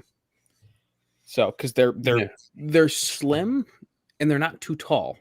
Dude, I was hanging with the 3POs in Orlando at the bash, the 501st bash. I looked like a big fatto because everyone was skinnier than the next. I don't know how I wound up. This was before I built 000. I was at the bash and Steve Sansweet brought all the video games. So the one whole wall was all the old vintage Star Wars video games of all time. And so we were playing, and then we started hanging out. And I look, and there's, at the time, Chris Bartlett, from The Mandalorian. He wasn't in it, but I was hanging with Chris Bartlett and Dan and this guy Christian and two other guys they were all 3POs except for me.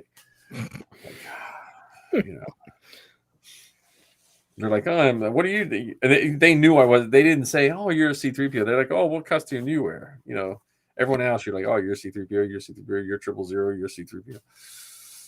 So hey, look, but on the bright side of that, they may be able to pull off 3PO, but they're not going to be able to pull off Vader as well as you are. I am happy with Vader because my shoulders in my TK, my shoulders are too wide. But in Vader, it fills it out nice. Like I don't have to, like Marty had padding in his and it lifted. I don't need to do that. I'm like, I wish I was taller, but the lifts will do that. We have a Vader that's shorter than me in our garrison. And he doesn't wear lifts or anything. By choice? Yeah, by choice. Well, he doesn't want to trip, which I don't blame him. Yeah. I mean, I'm not knocking him, but I wouldn't choose. Like, if I was Toga, I would do Vader and a Death Trooper. Yeah. And he is working on Death Trooper. And if he gets that done, he's going to come to Matt's movie thing because Matt needs an officer with a Death Trooper following him. And imagine in post, add that language of the Death Trooper. Mm-hmm. Oh. And we have another guy, Chris Freed. It's not quite as tall as Toga, but close, and he's doing Death Trooper as well. See, that's very exciting for the simple fact of adding a Death Trooper to our hodgepodge group of people as it is. But it would be so much cool. It would be so cool if we had two people, like two Death Troopers. Yeah. Because they look better in pairs. Yeah. Well, yeah, they're like Royal Guards. When Royal Guard shows up, like that's the like when you see them in pairs. Yeah. We need another fan film. Like I want to find someone else doing a fan film because I'm getting impatient. Like I know Matt's working on his, and we're going to film some more. But I want to work on so many that there's something coming out. Like it's just I mean, just give me another one. See, like if there was enough fan films rolling, I honestly would consider taking my Anovos kit and molding all the pieces in rubber so we can make a stunt kit. Yeah. Because the rubber I use, like I just molded C-3PO's butt and the shorts. It's thick enough. It's the same rubber it's the rubber they use to make molds when you get like pressed concrete. Like if you want like looks like a stone walk, they get those big rubber molds and make the press the concrete. It's the same rubber. That stuff is so strong. And you can dye it any color. So we just dye it white, and we just have one stunt suit that fits anybody. Okay, we need this guy to die here, throw on the stunt suit. Right. Oh. Yeah, I'm in the same boat as you. It's like I don't care that I have to drive, 6 hours to do it. There has to be someone in Ohio. I just haven't mingled enough. There's probably is one. We need like a fan. It's almost like you need a fan film network that like people like us, just like the forums where you go to look for a thing. You need to be able to just go look for a fan film. Yeah. Because I would think like Kylo would be a good person to have just in fan films. Mm-hmm. Because there's tons of Rays, but there's not as many Kylos. I think that's just because Kylo is a much more intricate costume than people realize. Oh, right. No, I know that. That's what I'm saying. Like, but that makes Kylo in high demand. And you True. have the Kylo look. Like you could just like do your hair a little whatever, and you have the Kylo look too. There's a lot of guys that could Kylo and they pull it off and look like me. Like that's not going to be any good.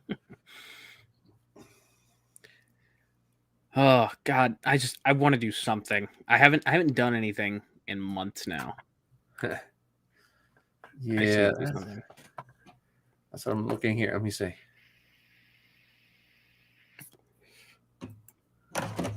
I need a con, an armor party. You should host an a armor troop or party. something. What's that? You should host an armor party. I don't have the space. I mean, I've got the space. I don't have the. Let me rephrase that. I have the space. I don't have the. Oh, it's what I'm looking for. It's not just the nature of our property. It's not clean. Oh, So okay. in order to work on anything, because I'd have to do it outdoors. Yeah, because there's no space in the house. Yeah. But we've got a sand arena in the back that if there's anything going on, any wind, any horses out, that just kicks up an insane amount of sand. Or we've got our pasture out front that also has a 10-yard long dirt patch all the way across. So I understand that. My place isn't bad. It's just parking's usually a bitch but like I said, the police aren't too bad in this development.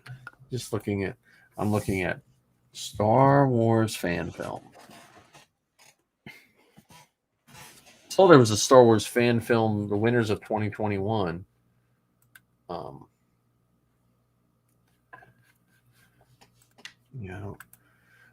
Our group comes up. Yeah.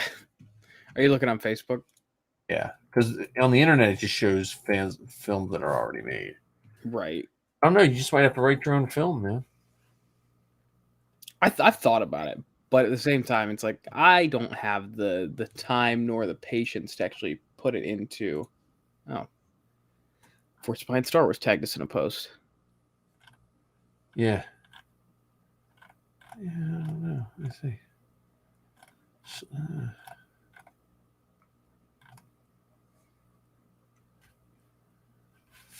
Yeah, I don't see any film, but it has to be, get a good fan film written. You got to you just got to look for unique landmarks around, like either industrial looking or woods or something that just has that feel to it, Yeah, we've got a I shit you not, right in my backyard. It's called Wingfoot. Oh God, I think it's Wingfoot State Park or something like that. Mm-hmm.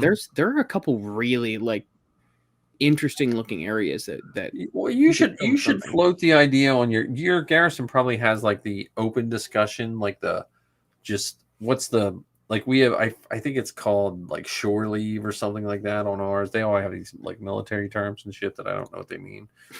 But it's for like open discussion, like unrelated to events or something like that. Yeah. You should just put, hey, is there any interest in Star Wars fan films or shorts? Or even photo shoots. Yeah. Because right now, especially in the summer, you got good light. Like, and if everyone starts to want to get cards and stuff, you get some really good photo shoots in. Speaking of cards, I finally got mine. Oh, did you? And yeah, and it took me like 2 days after I got them to realize that my TK number is wrong. Okay, let me rephrase that. The number is not wrong. It's the designation that's wrong. What is it? SL? Yep. Kylo's the only one in the Sith Lord detachment that doesn't have the SL tag. How many cards did you buy? 0, but I don't have the heart to email the guy back and be like, by the way, it's DS. Dude, you should I would just do it. Just tell the guy, because he might not know, and he might be doing that to everybody's cards. Right. Because that was new to me, because I thought he was a Sith Lord. So I don't know when that probably changed, and I probably got a text or an email about it, and just didn't read it. So Yeah, I might. I don't know. Yeah, because you gotta get your cards.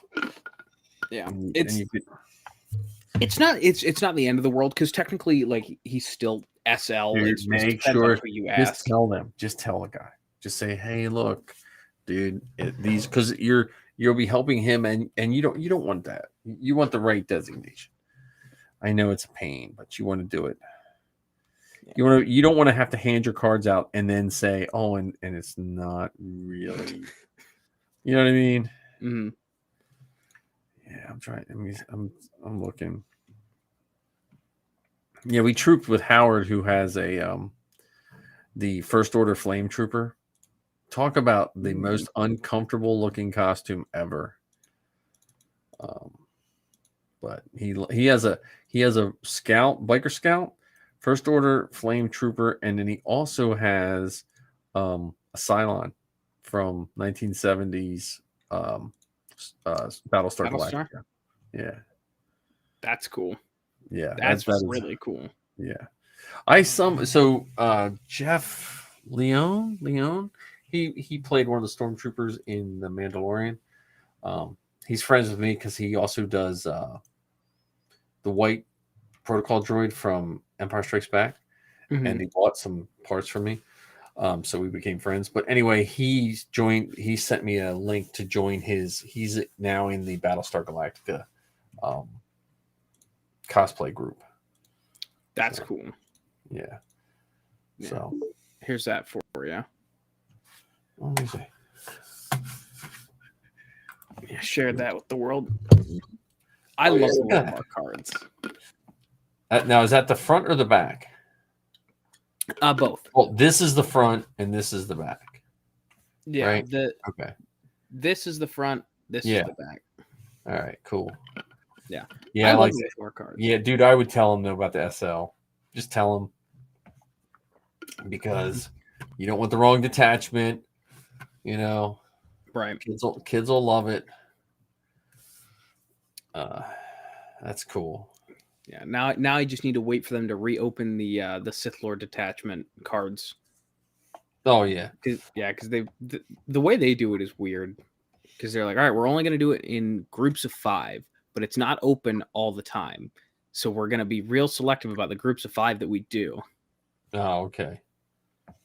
So I said fuck it. I'm like, I'm just going to send all my information out, put a comment on the thread and be like, hey, I sent my information out whenever this opens back up.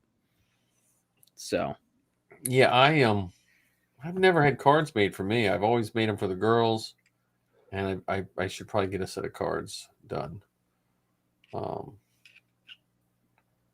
to look and see if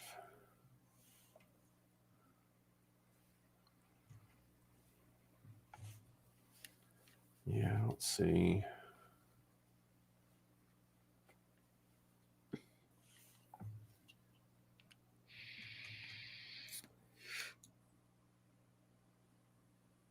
I just realized you can see my hair in the picture of the front of my card. Let me see. Where? Right here. It's only because I notice it, but yeah, like, and you also got to remember that's going to be card size. You're right. I noticed that and I'm like, oh, that's my hair. Yeah, I don't think you have anything to worry about that. Yeah, and I'm still like I haven't fully committed, but I don't know if I'm gonna do the balaclava or not. For the simple fact of because I'm claustrophobic. Yeah. And I my face in particular overheats pretty easily. Yeah. And that's half the reason I cut my hair. If I need to, I can take my helmet off.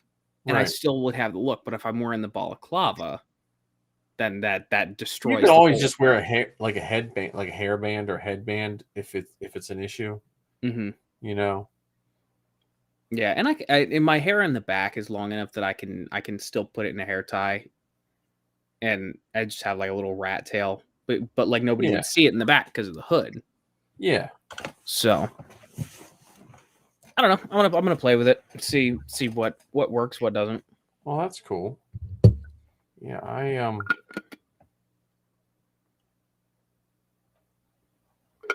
dude, I think they shipped my. I think they shipped my.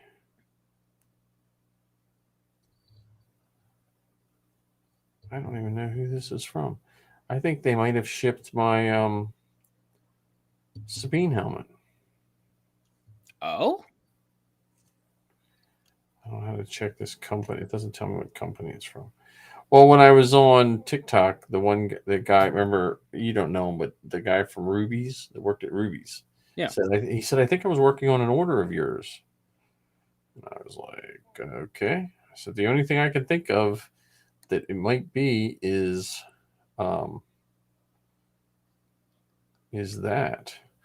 That's the only thing I would have ordered from Ruby's, but who knows? Does Ruby's work with the The new? new Anovos is it was it was bought by Ruby's. Oh, okay. So, well, I mean, what better company? They already make, the stuff. The TK armor. If they ever come around and make that, that's.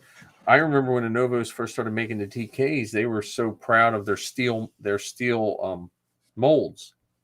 Because most molds are made of a clay or and they wear out over time. And they were like, look, we got these stainless steel molds. They're not going excuse me, they're not going to vacuum. They're going to work forever. So, I don't know. Do they not still have those molds? Well, the Novos just disbanded, so I don't know what happened. You know what I mean? Like, I don't know how that worked. Like a Novos was here one day and then they were just gone.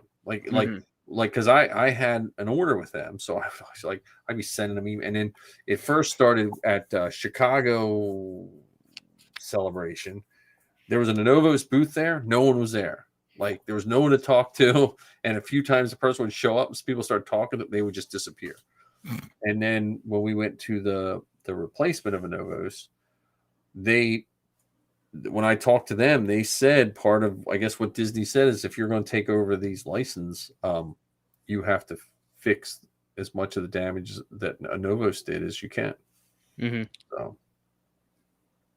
yeah, I mean, and they said to me, they said, well, what did you order? And I said, I ordered the Jenner So complete outfit. It was like, I think it was like $4.25 or something like that, or $3.99 or something like that for the whole thing.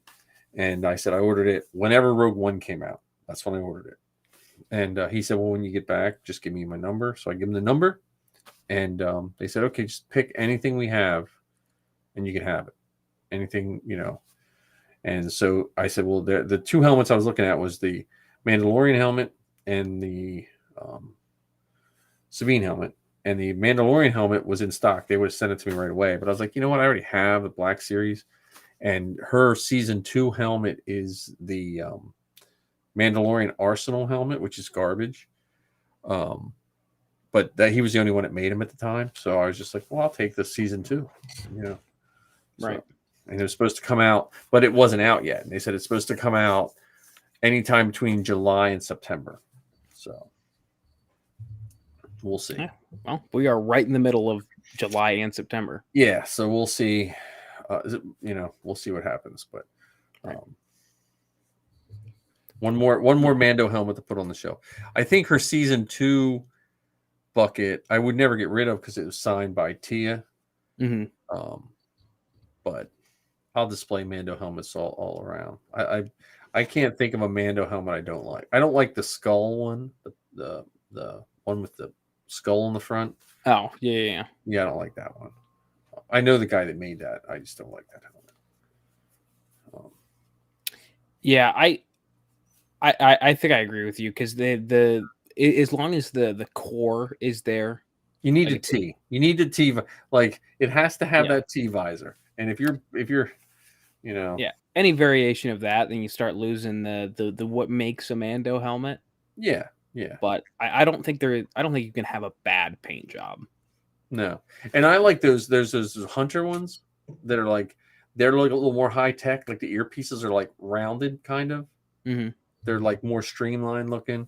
I've seen a couple guys do that. Enemy Props does some really nice ones. And I can't, when it comes to if I have to buy a cast helmet, I check enemy props first. Yeah. Or John Rodriguez, he works for Enemy Props, so he's somehow allowed to sell their stuff. He's on Facebook and Instagram. His stuff is really nice too. He does Hunter. He does cosplays Hunter. So he was the one on Celebration stage. But he's a good guy. But he does some good helmets as well. Yeah, oh god. Speaking of other costumes that I want to do, Galactic Armory just released the files for the realistic Rex for the full armor set. Oh no, I'm still animated. I'm still animated guy on the clones, but I do appreciate the realistic Rex. But man, the guys that wear that realistic armor, man, that's a tough sell. Yeah, because everyone I know, I only know 2 guys that have realistic armor, and they're both small guys. The one guy, his helmet goes on, and then there's magnetic things that actually clip up under his chin, and he just looks so uncomfortable in it, like so uncomfortable. Mm-hmm. Yeah, I know. A lot of guys do the back plate, like the yeah. You just got like a strap that hangs down. Yeah, and then it just magnetically seals into place. Well, he has that too, but then he has some undercut that magnetically up it, so you can't look up under his helmet too. Right. I don't know. We have an ARF trooper in Eastern PA, which is it's the gray, with it looks like the biker scout version of the animated. Yeah. His is nice, but he's a real thin guy too. The animated stuff, that's why like I can do Keeley because of all the commoners and all that kind of stuff, but the regular clones, man, you got to be pretty thin. Yeah, I think if I'm doing a clone, it's either going to be Rex or Wolf, just because I like the helmet. Mm-hmm. Yeah, well, I have 5 clone helmets in the garage. I think I'm going to paint them all Wolf Pack. I'm just going to do a today or tomorrow or Friday.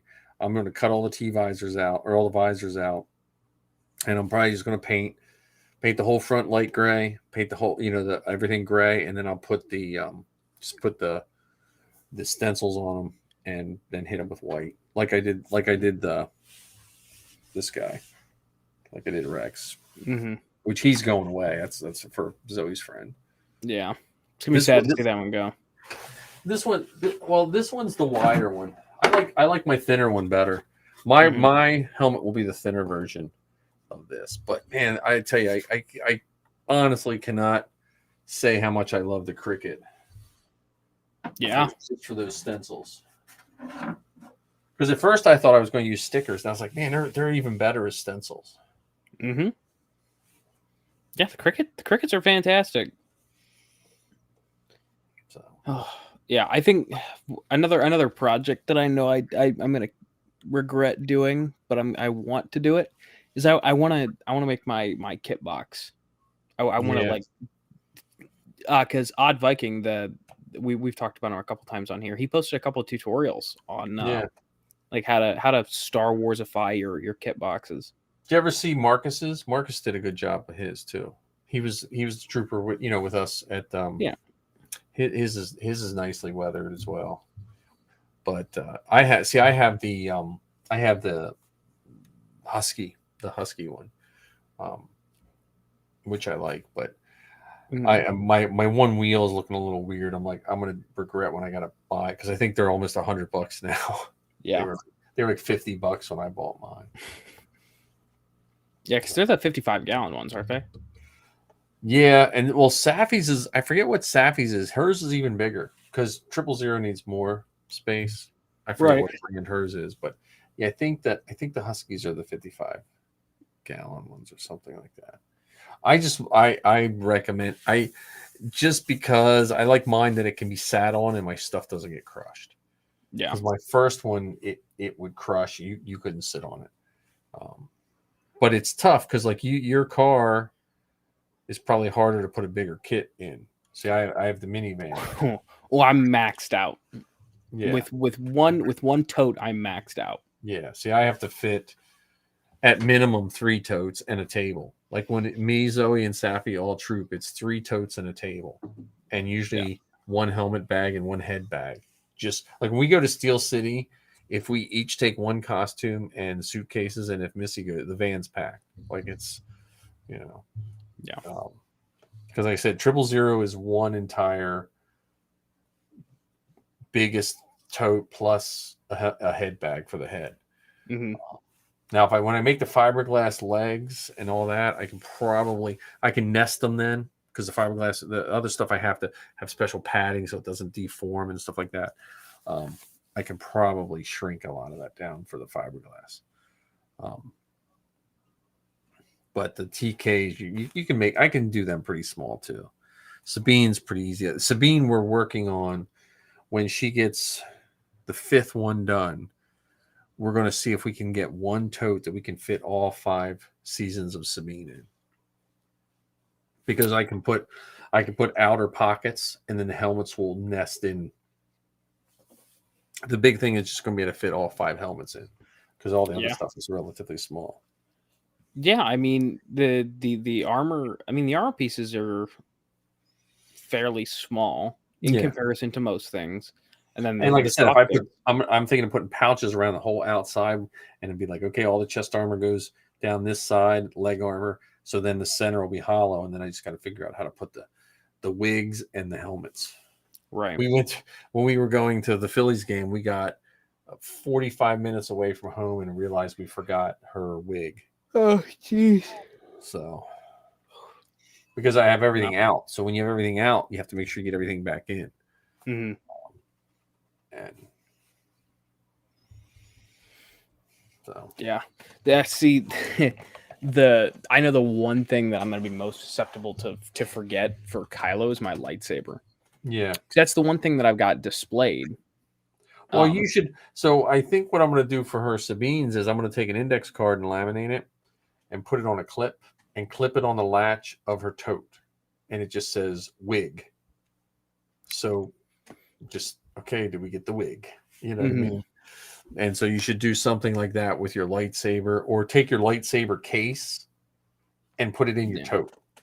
Oh yeah, it's that's what I've been doing. It's just sitting on top of my tote. But the other problem is, like, so a problem that I didn't find out until after I had gotten it with the Force Effects Elite lightsaber, because like my biggest thing was like, I actually could, realistically deconstruct all this and have it packaged safely. Because like with the other one, with the original Black Series that came with the kit, the blades were fixed. You couldn't take them out. So I'm like, okay, cool. I can get all this disassembled and easily transport it. The blades are so bad because it was the first one they did with removable blades. So if they're not perfectly sat in there, and it's a pain to get them sat in, or else they won't turn on. Now, can you? So that's in a guitar case, right? Mm-hmm. So you take it apart so they don't get jostled around? Is that what you're saying, or are you just thinking it? So you should probably take foam. Go to Joann's and buy a piece of foam, and make it 3 layers. Make the first layer solid, the second layer trace the lightsaber, and cut it out, and then make it so it nests in a piece of foam that fits in your guitar bag. I was thinking about getting like a Pelican case. Oh yeah. Because I mean it's a $300 lightsaber. Well, you could go to Harbor Freight. Don't they have like those pretty nice gun cases and stuff? Yeah. Well, I mean, I've got cases that I could use if need be. No, but I got this is one of these guys. Yeah. I got this. That's all Zoe's audio equipment for when we do like remote podcasting and stuff. Yeah. And I got that at Harbor Freight, and you can pull the foam out and make whatever shape you want. Yeah. So I might do that because I don't want anything to get damaged.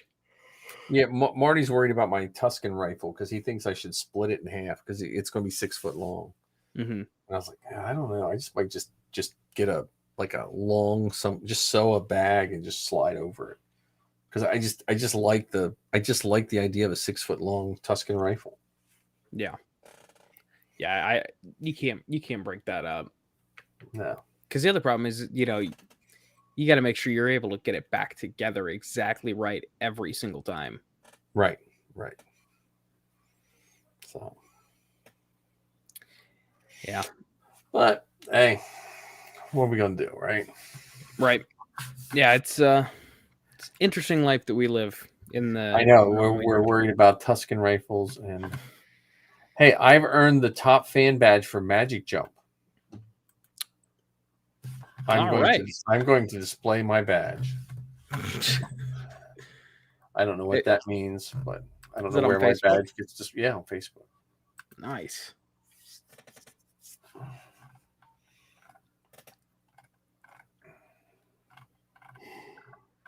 So I don't know, but I think we're going to cut this one short, man, because it's like 10:40, and I think we've overtalked our Star Wars.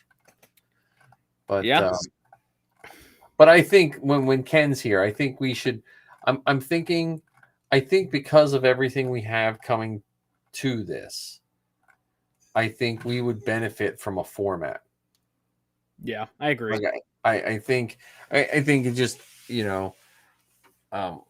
it was fun while it lasted the ever 5-hour thingamajigs, but I don't know if that was doing anyone any favors, because our listeners are only going to chime in at a certain amount, and then we can, and I think we'd have a better chance of, hey, get some guests and stuff. Like, I'm going to try to, I don't think I can do it next week, but maybe you can run those things by Ken. Ken's more of an organized thing, and I think you have the hosting thing down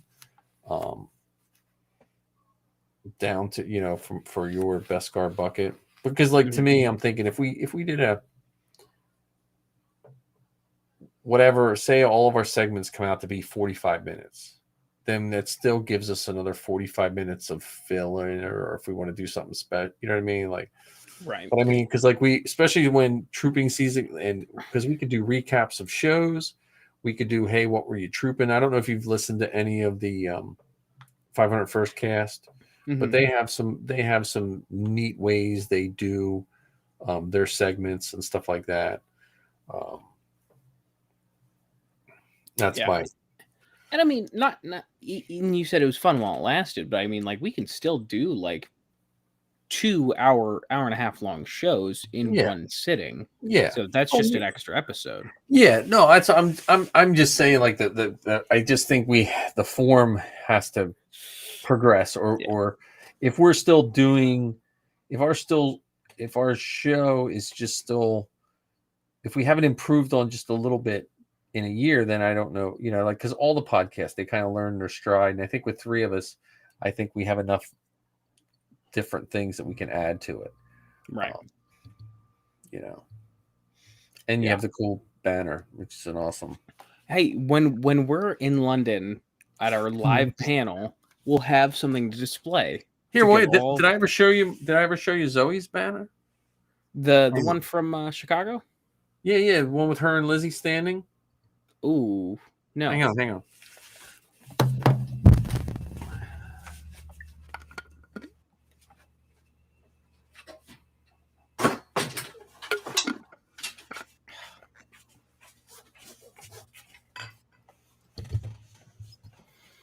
Uh-oh.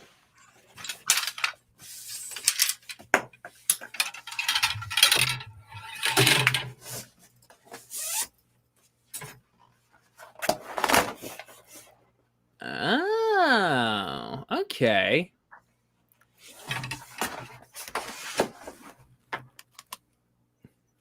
Yeah, this is their. Okay. I thought you were talking about the one that you stole from Chicago. No. This is their Star Wars Geek Girl podcast banner. Gotcha. Yeah, well, hey, look, we've got one for me. Now we just need to get one for you and Ken. Yeah.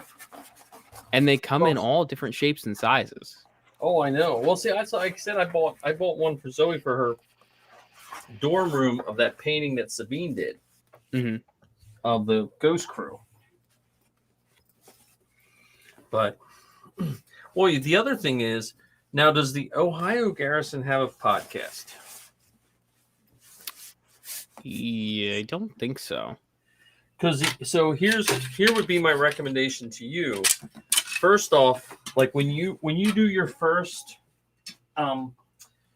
when you do your first troop, right?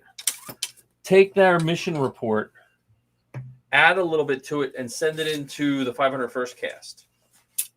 Right? Okay. Because when you hear them say mission reports, someone from the garrison has to send it in. Mm-hmm. So you start sending in mission reports from them. You could even do it now. Start sending, because probably no one does it because no one thinks about it, or it's just one more thing someone has to do.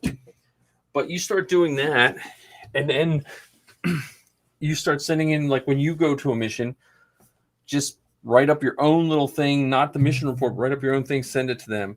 And then you're ready to get moved into the PR person for Ohio. Good point.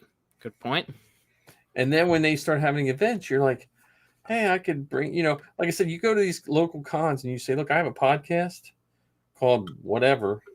Do you have any openings? Because like it could, Zoe's done little tiny cons, big cons. You could just sit with a Zoom recorder or your phone and a microphone and yap on for a few, and or do a panel on 501st, because a lot of the panels I've seen on the 501st aren't hitting the mark.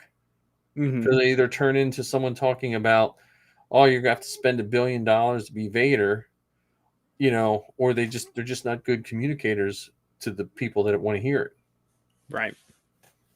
So put yourself out there. Yeah, I need to. I need to step out of my comfort zone. Well, you do well. Your podcast, you have a broadcaster's type voice, and you have a good cadence, and I don't know. No, but I mean, I hear and I've even said it to Zoe sometimes. She mumbles off at the end of her words and stuff like that. And she's better at it now, but it took her years to get that way, where you're in episode 5 and you're doing that. So it's all right. I've been told I've got the face for radio several times. Well, I've been told that too. But no, I mean, Steel City, just get a cheap Zoom recorder or a Zoom attachment for your phone and sit in the lobby of the hotel and record a podcast, because that background noise is kind of cool. Mm-hmm. I don't have to use my tavern music, which I like that. I like that. I don't know why I always liked when a podcast or the video essays on YouTube when there's subtle music behind it, just to cut cut the dead air. Yeah, I think that makes it so much better. And you don't have much dead air because you have a good sense of, like, I don't know other to say than just sounds. Like you know how to drag a sound out while you're thinking. Mm-hmm. Like a or like that. It just kind of keeps everything there. So, well, that's my ADD for you. Well, it works. But yeah, I mean, like, I think if we get a format going for us, we get a. I mean, there's some with no format, but I think just for when you have multiple hosts, the format tends to work a little better. Like, just so we make sure we cover everything. And again, as trooping season kicks in and all start trooping and things start happening with Andor and all that, then we're sure not to miss things. Yeah, and just kind of back to what you're saying. It took me 2.5 hours to think of this, but I think that we kind of hit the mark on everything you'd need for a good podcast. Mm-hmm. Yeah, we've got Ken, who's the super organized, keeps us on track because you and I can ramble on for hours. Yep. But Ken makes sure to steer the ship and get us back on track. Yep. All the audio and the behind the scenes stuff, and you can also carry a conversation extremely well. I pretend very well. Well, I mean, it's you've pretended to at least one successful show with Zoe's show, and then I'm not gonna break my leg getting onto my high horse, but as you said, I know I can keep a conversation lively. I can keep pace up, but I still think you should get your dad on there, though. So believe it or not, this week I did have that conversation with him. It did not go well, and he is likely not going to be on the show anytime. Now, what was it? What was his reasons for not wanting to do it? Oh, he asked me if he could, and I was like, "That's fine, but we've got ground rules." Oh, okay. And he's like, "Well, I'll be sure to follow it." And I followed that up with like, "Okay, how would you answer this question?" And like, arbitrary number, he broke 6 of the ground rules in 3 sentences.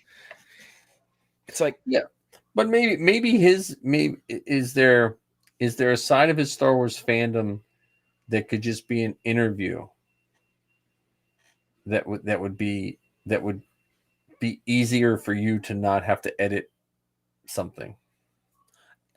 It's not so much that I'm worried about editing anything. Like look, he and I are both Italian. We swear like sailors as it is. So I'm Sicilian, so I understand. Us too. Most people just don't know the difference. So don't tell that to the right Italian. You're right. But yeah, so like I know I have a pretty good presence about, what I say, how I say, when I say. But I am not worried about that. I'll just throw the explicit tag on it and call it a day. Yeah. It's more so some of the things that he could say makes me nervous. Just don't record it live. I mean, just don't broadcast it live. True. But I finally got him. Okay, let me put it to you this way. I finally got him to go from, only the original trilogy is the good Star Wars to now he thoroughly enjoys the prequels, which he'll tell you that he always liked them. Oh, which yeah. I find to be a crock of shit. Yeah, I know.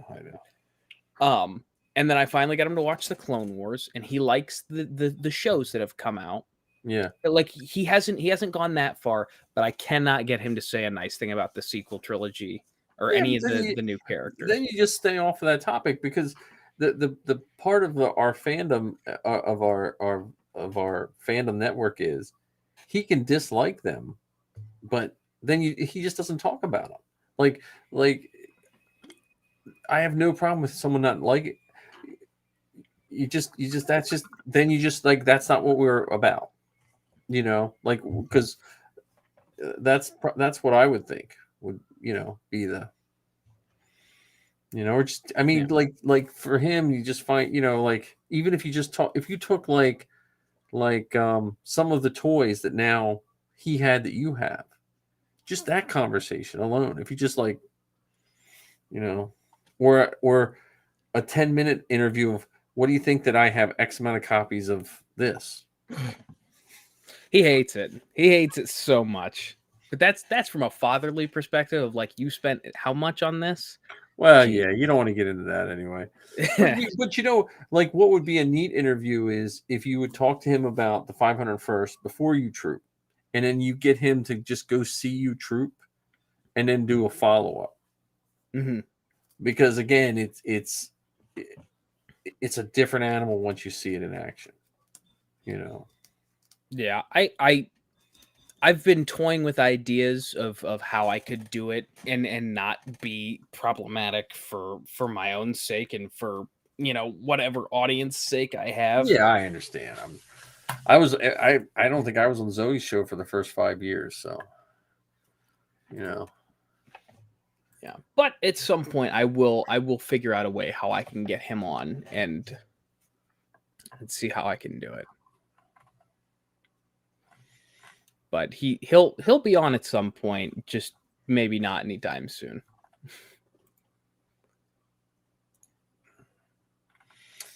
Well, yeah.